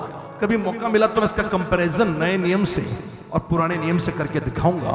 शरीर की अभिलाषा, शरीर हम तो फास्टिंग कर रहे हैं ना, अभिलाषा को मार दिया, इच्छाओं को मार दिया कि नहीं प्रभु हमको ये एक्सपेक्ट है, हमारे मिनिस्ट्री में ये चीजें होनी चाहिए, हम खाना नहीं खाएंगे। और शाम को जब हम देखते हैं कि प्रभु कई 100 लोगों को छू रहा होता है एक साथ, उसका सामर्थ्य पाकर लोग खड़े नहीं हो पाते, और ये देखकर जो तसल्ली मिलती है, फिर रात को 1:30-2 बजे जब खाना खाने के लिए बैठते हैं तो जो सुकून मिलता है, वो सुकून आपको दुनिया के कहीं पर भी, किसी भी 5 स्टार होटल में चले जाओ तो भी कोई है जो कहेगा hallelujah. We feel satisfied when we see कि गॉड इज टचिंग पीपल। मुझे बड़ी खुशी होती है जब प्रभु लोगों को छूता है और लोग बताते हैं कि ये था, ये प्रॉब्लम थी, लेकिन प्रार्थना के दरमियान प्रभु ने छू लिया। मेरे भाई मेरी बहन, God want to touch His people, और प्रभु के जो सेवक हैं उनका ध्यान शरीर की अभिलाषा खाने को मिल जाए, इस पर तो कतई नहीं है। मैं आगे बढ़ रहा हूं क्योंकि मैं इस संदेश को यहीं पर मैं खत्म करना चाह रहा हूं, वरना ये पार्ट 2 में चला जाएगा। I don't want part 2, I want part 1 only, that's all. और मेरा जो शीर्षक है तो वो शीर्षक वैसा ही बना रहेगा। और उसने कहा कि मेरा क्या लाभ? ओह माय गॉड, पहलौठे के अधिकार से मेरा क्या लाभ? क्या लाभ?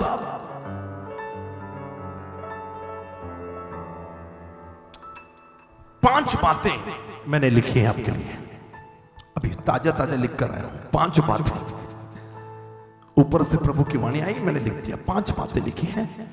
कभी कभी लिखा हुआ बोलने से पर्टिकुलर पॉइंट्स वो कवर हो जाते हैं।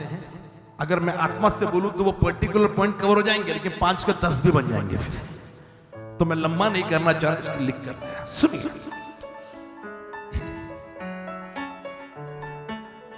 परमेश्वर की ये प्लानिंग थी कि पहलौठा होना, फर्स्ट बॉर्न होना, ये प्रिविलेज था। I don't know what is the word for privilege, कोई मुझे यहां से बता दे। प्रिविलेज यानी सौभाग्य था। मुझे भाग्य नहीं बोलना है, वो सौभाग्य था। सौभाग्य वाला मुझे भाग्यश्री, भाग्य, ये वर्ड मुझे पसंद नहीं है, लेकिन ये प्रिविलेज था। ये प्रिविलेज है कि हम आजाद भारत में रह रहे हैं। ये हमारा सौभाग्य है कि हम गुलाम, जब भारत अंग्रेजों का गुलाम था उसमें नहीं रह रहे थे। ये हमको प्रिविलेज मिला है, ये हमको खुशनसीबी है हमारी, ये हमारा सौभाग्य है कि हम सब लोग आजाद भारत में रह रहे हैं। First born. 12 जाइए आप लोग, हाँ जितने लोग यहां पर ढूंढ रहे हैं, मत ढूंढिए, खत्म हो गया मैसेज में, 4 मैसेज और दे दूं उतने टाइम में। तो पहलौटा होना ये प्रिविलेज था, खुदा दे रहा है, खुदा ने ये नियम बनाया कि आप पहलौटा होना। वाह, फर्स्ट बॉर्न। इस दुनिया में फर्स्ट बॉर्न कौन था? आदम। प्रिविलेज, सबसे पहला वाला आदमी कौन था? आदम। And first man was Adam and first woman was madam Eve. Yes मेरे भाई मेरी बहन, उस एडम को मैडम बादाम बेचते हैं लोग, हाट क्या करते पता नहीं, ऐसे कुछ करते बच्चे लोग। मैं आपको निवेदन करूं कि प्रिविलेज था कि प्रभु ने पहला आपको बनाया, पहलौटा है। उस फैमिली में पहला कौन है? आप हो या जो भी है। तो एसाव को ये प्रिविलेज था कि वो पहला जन्मा था, जुड़वे थे, लेकिन पहला कौन बाहर आया? एसाव। 1 सेकेंड, जो पहलौटा होता था वो, इसका मतलब यह है कि पिता के जो भी पोजीशन है, पिता का जो भी रैंक है, पिता का जो भी ओहदा है समाज में, फैमिली में, वो अब इस पहलौटे को मिलेगा, क्योंकि वो पहलौटा है। तीसरा, वो अपने कुल, अपने फैमिली का अगर पहलौटा है, कुल खाली फैमिली का नहीं, पूरे खानदान में पहलौटा है, तो वो पूरे कुल, परिवार का तो हेड है ही है, परिवार का पहलौटा तो है ही है, लेकिन कुल का भी वो हेड, वो सबसे मुख्य पुरुष, मूल पुरुष वो बनने वाला है, क्योंकि वो पहलौटा है। 4, इसका मतलब है कि पिता के मृत्यु के बाद अगला लीडर कौन बनेगा? ये पहलौटा। अगला अगुवाई करने वाला कौन बनेगा? पहलौटा। यदि आप समझ रहे हैं तो ताली बजाइए, ये नोट्स बनाइए, ये डू समथिंग फॉर गॉड, हाथों को उठाइए। और परंपरा कहती है कि पहलौटे को, 5वां और आखिरी, वरना मैं बोलता रहूंगा, पहलौटे को पिता की जायदाद का दुगना मिलता था। सबको सिंगल मिलेगा, पार्ट मिलेगा, लेकिन पहलौटे को कितना मिलेगा? दुगना मिलेगा। सो पहलौटा होना खुदा ने प्रिविलेज दिया था।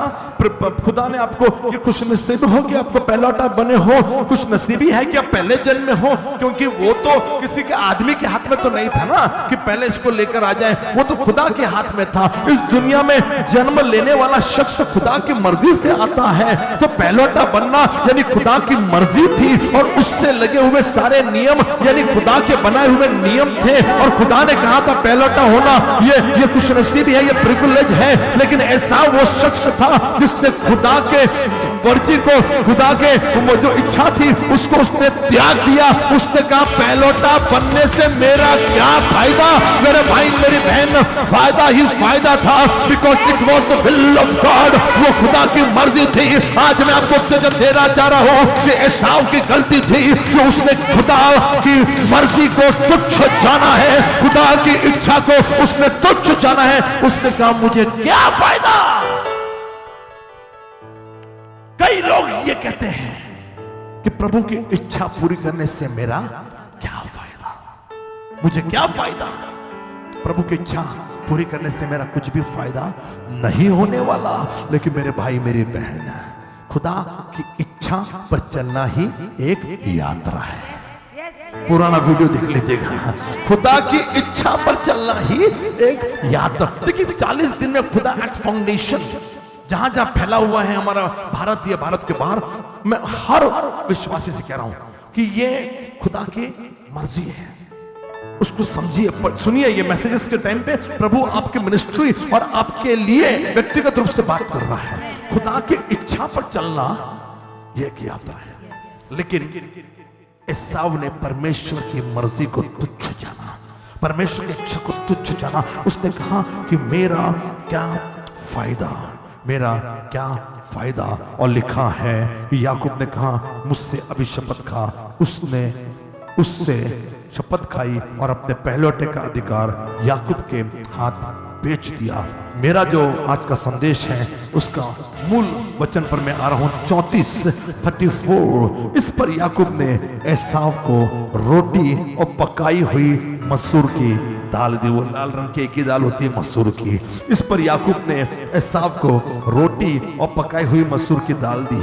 आपको मालूम, मैं दाल बिल्कुल नहीं खाता था, सेवन नहीं होता था।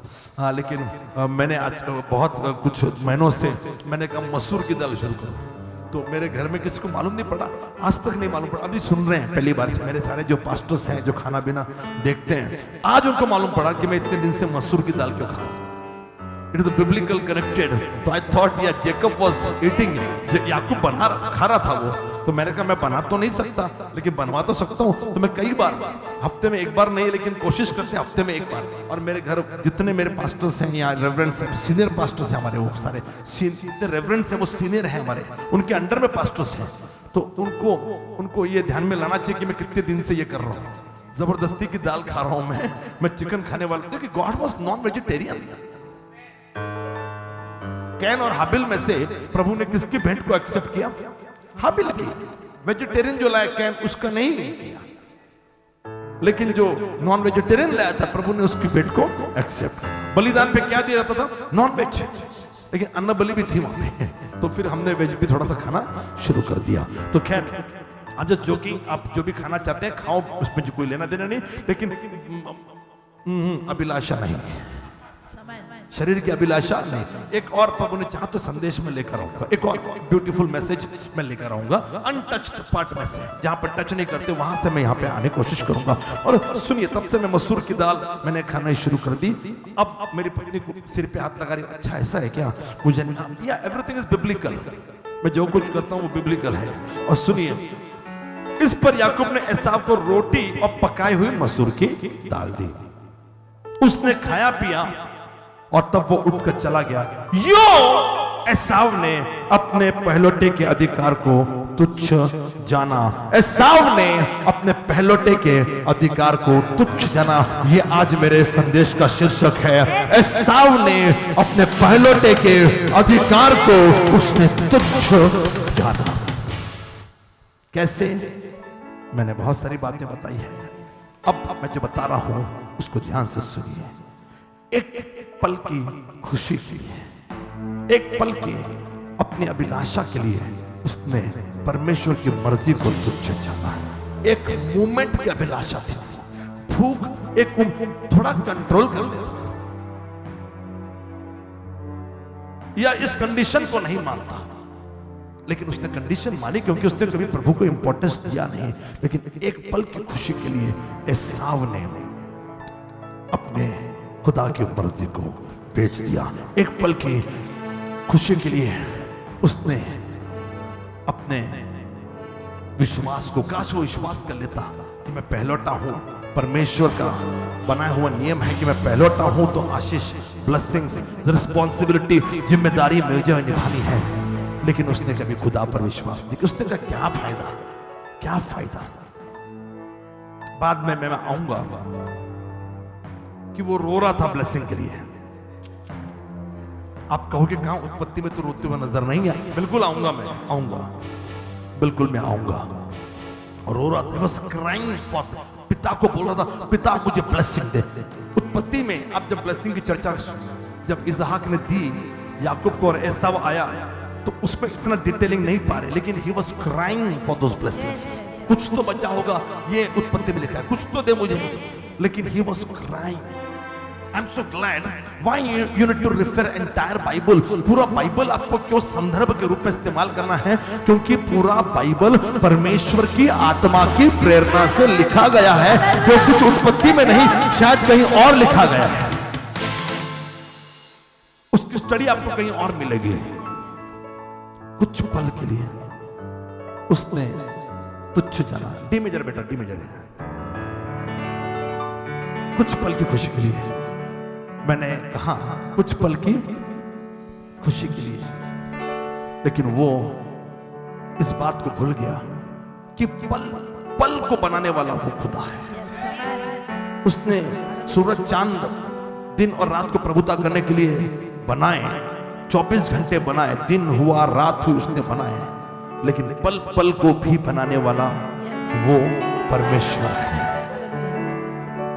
उसको हफ्ते में एक दिन का खुदा मत बनाइए। एक दिन में भी 1.5 या 2 घंटे के लिए चर्च जाना, ये खुद, हमारे यहाँ पे चर्च पूरा दिन चलते रहते हैं। और कई लोग हैं जो वीडियो पे देखेंगे, यूट्यूब पर देखेंगे, 2-2 चर्च अटेंड करने के लिए आ जाते हैं। कई बार वचन सुनने को मिल रहा है, सुन लो। मैं आपको निवेदन करूं, दिन में 2-2, 3-3 बार सुनने को मिल रहा है, सुनिए। कैथोलिक हमसे बेटर है, रोज चर्च चलता है कैथोलिक में। आप हमारे किसी भी कैथोलिक चर्च में चले जाइए, आपको रोज चर्च देखने को मिलेगा, रोज चर्च चलता है, रोज mass, people come. That is the reason Catholic में कई लोग ब्लेस्ड हैं, आशीषित हैं, अच्छा खाना खाते हैं, अच्छे कपड़े पहनते हैं। आइए बॉम्बे, पूना में आइए, ऐसी कई जगह हैं। मेरी खुद की भाभी हमारी कैथोलिक थी, बैंड्रा में, कैथोलिक यानी बैंड्रा गर्ल उनको बोलते हैं। तो आप आइए, देखिए कैसे people are blessed, they are having good food, wearing good clothes, having good life. खाली सत्य से दूर है। लेकिन मैंने बताया कि मेरी भाभी को प्रभु ने छू लिया। 2009 में उसने अपना जीवन प्रभु यीशु मसीह को दे दिया। अब मुंबई छोड़ के सीधा पूना में रह रहे हैं, प्रभु यीशु की खिदमत में। लेकिन मेरी भाभी को हमने बचा लिया, and she is growing in God।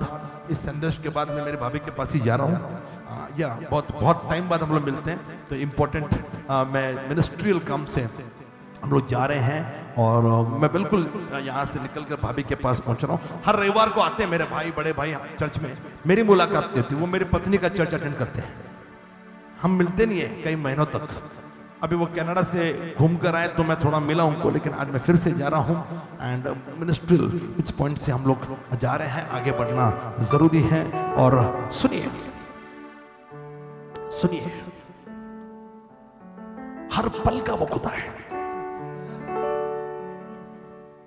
उसको लगा ये पल, एक पल के लिए उसने अपना पहलौठे का अधिकार नहीं, खुदा की मर्जी को बेच दिया। खुदा के पहलौठे के अधिकार वाला जो परमेश्वर की मर्जी थी, इच्छा थी, परमेश्वर का जो ठहराया गया नियम था, उसने उसको तुच्छ जाना। जब आप परमेश्वर के वचन को या उसकी आज्ञाओं को अपनी जूती पर रखते हो कि गई मेरी जूती पर, मुझे कुछ नहीं करना, क्या फर्क पड़ेगा एक दिन चर्च नहीं आऊंगा, क्या फर्क पड़ेगा यदि दशमांश नहीं दूंगा, क्या फर्क पड़ेगा यदि मैं प्रार्थना नहीं करूंगा।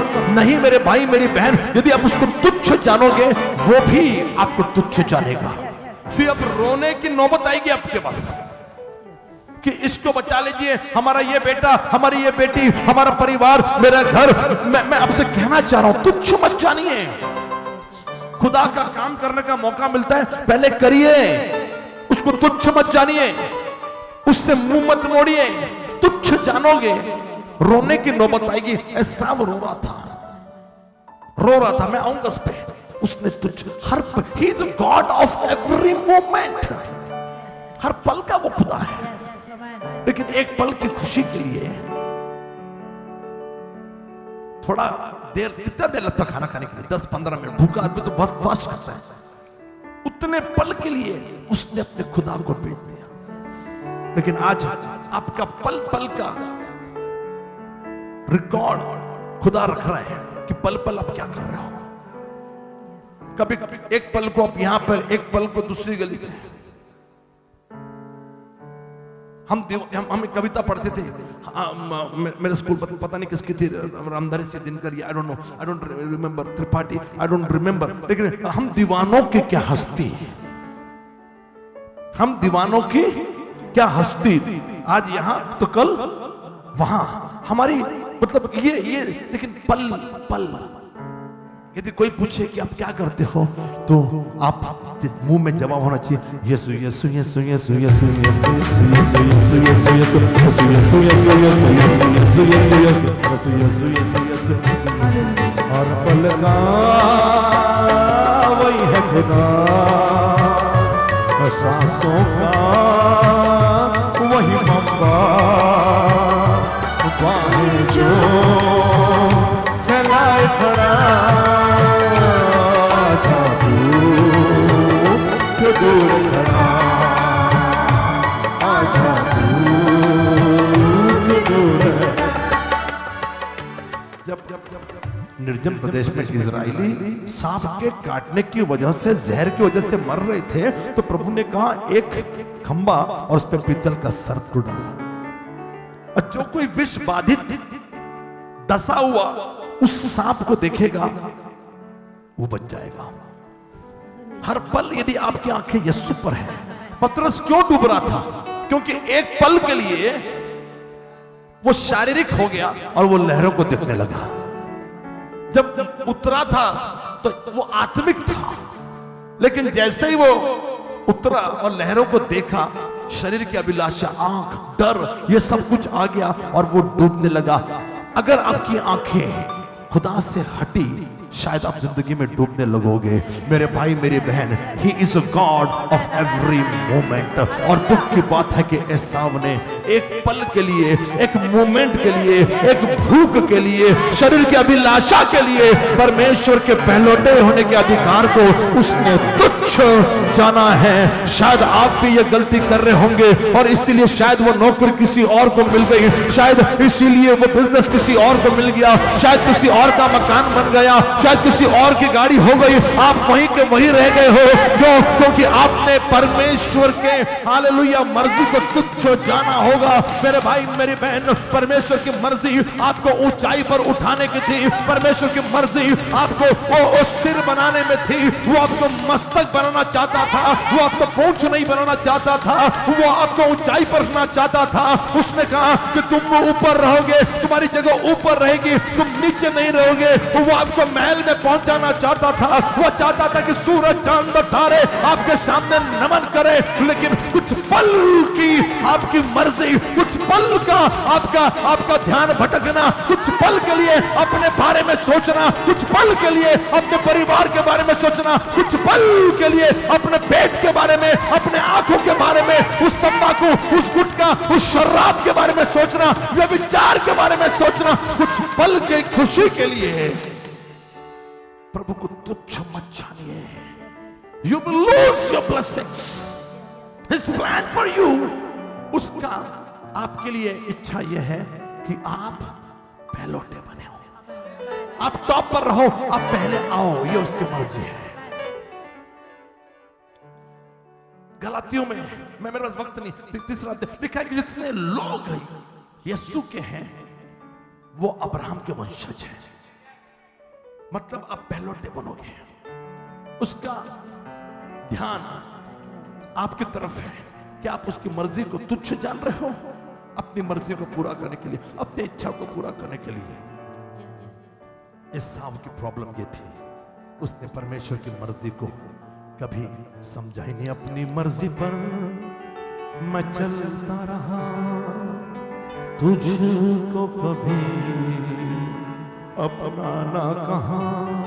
लेकिन इसी वक्त निर्णय लीजिए, लेकिन प्रभु, आंखों को बंद करके, आज से मैं तेरे क्रूस को ले लेता हूं, लेकिन प्रभु आज से मैं तेरे क्रूस को ले लेता हूं। कोई है जो कहेगा ले कुछ पल की खुशी के लिए आप क्या कर रहे हो? दूसरा तीमुथियुस चौथा अध्याय 6। अब मैं अर्थ के समान उंडेला जा रहा हूं, पौलुस का जीवन में आपके सामने रख रहा हूं। मेरे प्रस्थान का समय आ पहुंचा है, मैंने अच्छी कुश्ती लड़ चुका हूं, मैंने अपनी दौड़ पूरी कर ली। हर पल he was running for Christ. Every moment he was living for Christ. पौलुस हर पल यीशु के लिए जी रहा था, यीशु के लिए लड़ रहा था, यीशु के लिए दौड़ रहा था। और पौलुस ने कहा मैंने अपनी दौड़ पूरी कर ली है, मैंने विश्वास की, मेरे विश्वास की रखवाली की है। काश एसाव अपने विश्वास की रखवाली कर लेता। कोई है जो कहेगा हालेलुया। काश वो अपने विश्वास की रखवाली कर लेता, लेकिन उसने ऐसा कुछ नहीं किया। कुछ लोग, मैं तुरंत खत्म करना चाह रहा हूं, कुछ लोग थे जिन्होंने विश्वास की रखवाली की, जिन्होंने निर्णय लिया कि मैं ये नहीं करूंगा। पौलुस ने कहा कि नहीं, मैं अपनी दौड़ पूरी कर चुका हूं। Every moment I was running for God. हर मोमेंट, हर पल मैं खुदा के लिए दौड़ रहा था। अब दौड़ने का समय है। क्यों बार बार यीशु के बारे में सोचना जरूरी है? ऑफिस में भी आप होंगे तो आप हो तो अपने जीवन में विश्वासी ना, उस विश्वास की रखवाली करिए। दानियल को जब लाया गया, दानियल को जब लाया गया बेबीलोन में गुलाम कैदी बनाकर, गुलाम बनाकर, परंतु जब उनको चुनाव किया गया तो उसने ये डिसाइड किया, मैं पढ़ता हूं, परंतु दानियल ने 1:8, दानियल 1:8, परंतु दानियल ने अपने मन में ठान लिया कि वो राजा का भोजन खाकर और उसके पीने का दाखमधु पीकर अपवित्र ना होए, इसलिए उसने खोजों के प्रधान से विनती की कि उसे अपवित्र ना होना पड़े। कुछ खाने के लिए दानियल ने एक पल के लिए, चलो मिल रहा है खा लो, चलो मिल रहा है पी लो, फ्री का मिल रहा है पी लो, फ्री का मिल रहा है ट्रेनिंग पीरियड में है खा लो, उसने कहा नहीं, मैं एक पल के लिए, मेरी छोटी सी भूख है, उस पल की भूख के लिए मैं अपने खुदा को नहीं छोड़ने वाला, मैं अपने खुदा की मर्जी को जानता हूं। उसने कहा कि मैं पवित्र हूं, इसके लिए तुम भी पवित्र बनो, मैं शुद्ध हूं, इसके लिए तुम भी शुद्ध बनो, मैं पूर्ण हूं, इसलिए तुम भी पूर्ण बनो। मेरे भाई मेरे बहन, दानियल ने कहा कि नहीं, he is God of every moment, हर पल का वो खुदा है, मैं प्रभु को तुच्छ नहीं जानूंगा। ऐसे भी लोग हैं जिन्होंने तुच्छ जाना। मैं आपके लिए पढ़ना चाहूंगा शिमशोन की कहानी, यदि 16वां अध्याय यदि आप देख लो और 19वीं आयत आप देख लो। मेरे भाई मेरी बहन, ऐसे भी कुछ उदाहरण आपको बाइबल से देखने को मिलते हैं जिन्होंने एक पल की खुशी के लिए खुदा के सामर्थ्य को भुला दिया है। कौन था शिमशोन? शिमशोन ये खुदा का बनाया हुआ एक न्यायी था, प्रभु ने उसका चुनाव किया था, प्रभु ने उसको केवल इसलिए चुना था ताकि उसके बाल बड़े रहे, उसके बाल पर छुरा फिरने ना पाए। खुदा की मर्जी क्या थी शिमशोन के लिए? शिमशोन के नाम का मतलब ही ताकतवर है, शिमशोन के नाम का मतलब ही बलवान है। ओ शिमशोन मींस स्ट्रेंथ, ओ वो ताकतवर है, वो मजबूत है, वो जोरावर है, क्योंकि खुदा की मर्जी थी कि उसके बाल कभी नहीं कटे। और ये रहस्य था शिमशोन और उसके खुदा के बीच में, उसके परिवार के बीच में, और शिमशोन के बाल कभी नहीं काटना, यह नियम परमेश्वर ने बनाया था। वो खुदा के लिए नाजिर था मेरे भाई मेरी बहन, और परमेश्वर की मर्जी थी कि ये राज वो किसी को ना बताए, क्योंकि बाल बड़े रहेंगे, प्रभु का सामर्थ्य मिलता रहेगा, प्रभु की ताकत मिलती रहेगी। 300 लोमड़ियों को पकड़ लेता था, 1000 फलिश्तियों को अकेले ये मार देता था। मेरे भाई मेरी बहन, ऐसा ये शिमशोन 30 लोगों को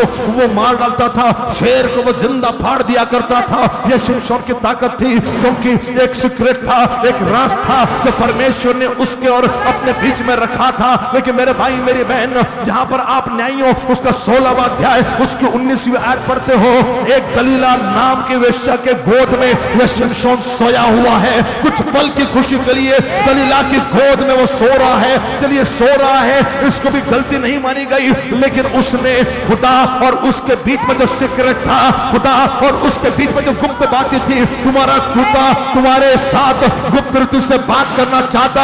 भजन उसका 91 वो भजन उसका 91 और पहली आयत में मेरे भाई मेरी बहन, there are some secret between you and God, प्रभु और आपके बीच में कुछ रहस्य होने चाहिए, कुछ गुप्त बातें होने चाहिए। जो अन्य भाषा में बात करता है वो मनुष्य के साथ नहीं, अपने पिता के साथ, अपने परमेश्वर के साथ बात करता है। लेकिन मेरे भाई मेरी बहन, लानत है शिमशोन पर, एक पल की खुशी के लिए उसने अपने आप को बेच दिया है। एक पल की खुशी के लिए वो दलीला की गोद में घुटनों के बल लिखा, घुटनों के बल वो सो रहा है। उसके घुटने चर्च में होने चाहिए थे, उसके घुटने ये प्रार्थना में होने चाहिए थे, लेकिन दलीला की गोद में घुटनों के बल वो सो रहा है। और पूरा राज, पूरा सीक्रेट, पूरा रहस्य उसने बता दिया कि मेरी पावर कहां से आती है, मेरी ताकत कहां से आती है। और उन्होंने उसके बाल मुंडवा दिए, उसके बाल काट दिए। क्यों शिमशोन की ताकत चली गई? क्यों शिमशोन कमजोर पड़ गया?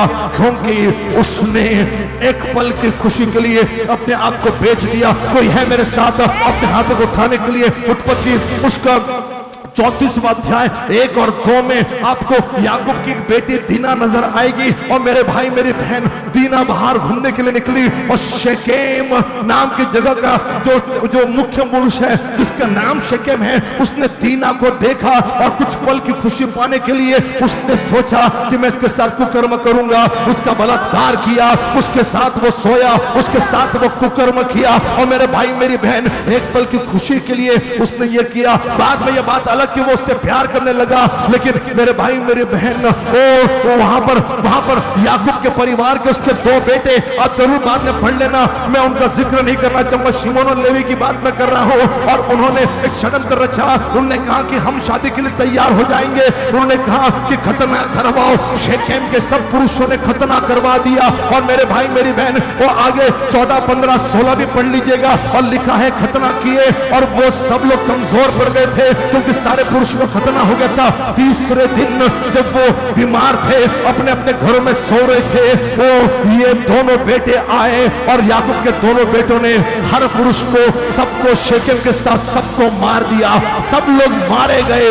क्यों मारे गए? क्यों उनकी मृत्यु हुई? क्यों प्रॉब्लम में आ गए? क्योंकि कुछ पल की खुशी के लिए एक लड़की के साथ गलत काम किया है।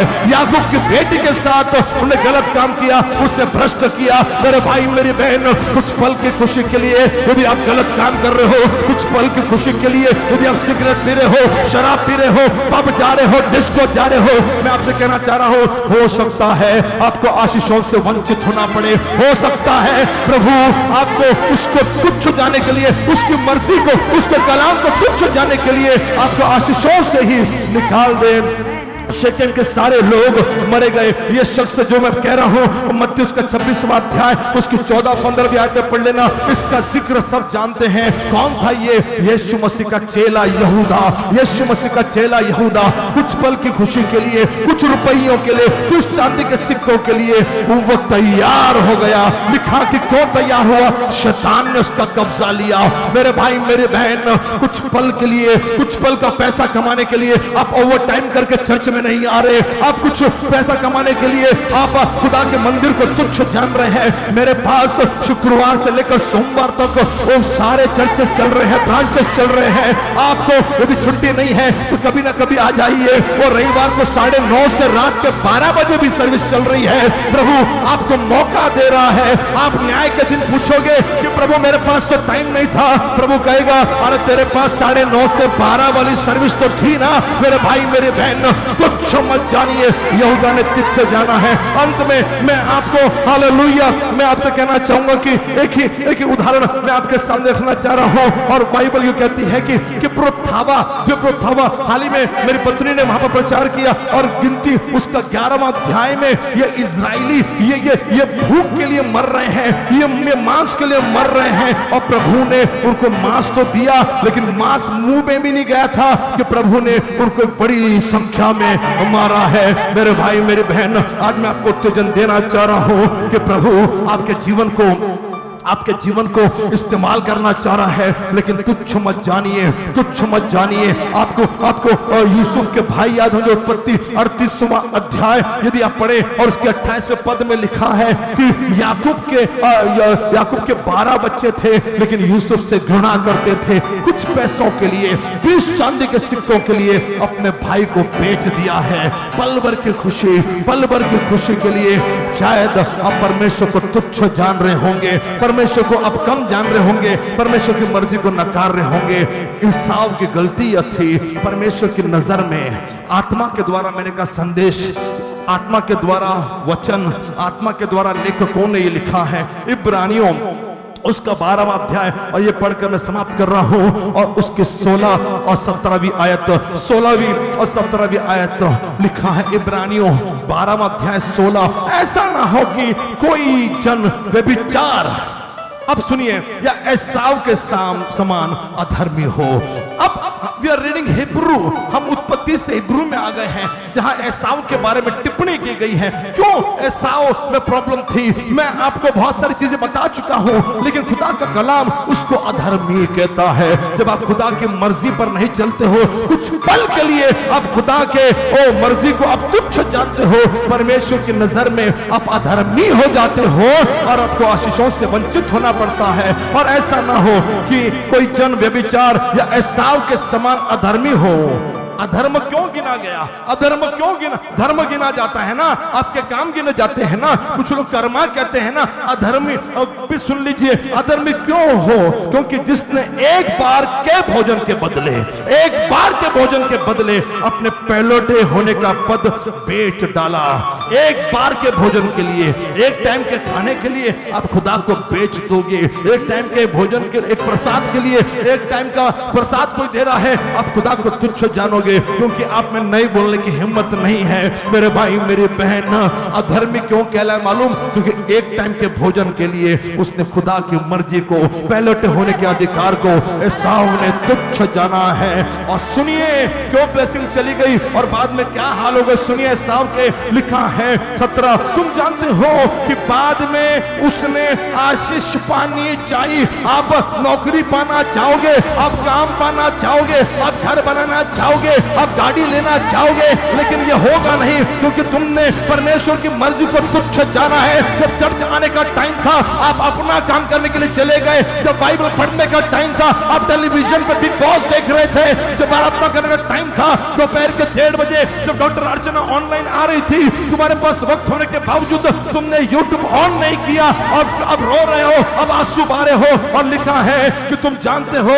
कि बाद में जब उसने आशीष पानी चाहिए तो वो अयोग्य गिना गया। सेलिंग गॉड विल, प्रभु की मर्जी को बेचना आपको अयोग्य बनाता है। ऐसा अधर्मी तो था लेकिन आशीष के लिए अयोग्य था। शायद आपका मकान नहीं बन रहा, शायद आपकी बीमारी ठीक नहीं हो रही, शायद खुशियां आपके कदम नहीं चूम रही है, शायद यह इसलिए हो रहा है क्योंकि आप अयोग्य हो। अपने आप को योग्य बनाइए। और योग्य कैसे बनाओगे? इसका उल्टा करके खुदा के मर्जी पर चलिए, खुदा के कलाम पर चलिए, खुदा के मंदिर में आइए। कहीं और बताया गया 1000 दिन खुदा के घर में एक दिन बिताने से बराबर। मेरे भाई मेरी बहन, हालेलुया। दाऊद ने कहा, जब उन्होंने कहा कि आओ परमेश्वर के घर को चले, तो मैं खुश हुआ, मैं आनंदित हुआ। और मेरे भाई मेरी बहन, बाद में जब एसाव ने आशीष पानी चाहिए तो वो अयोग्य गिना गया। अब सुनिए लिखा है, आंसू बहा बहा कर खोजने पर भी मन फिराव का अवसर उसे ना मिला, रोता रहा। मैंने कहा उत्पत्ति में नहीं लिखा है, लेकिन he was crying, वो रोता रहा, वो रोता रहा, लेकिन उसको मन फिराने का, पश्चाताप का भी अवसर नहीं मिला।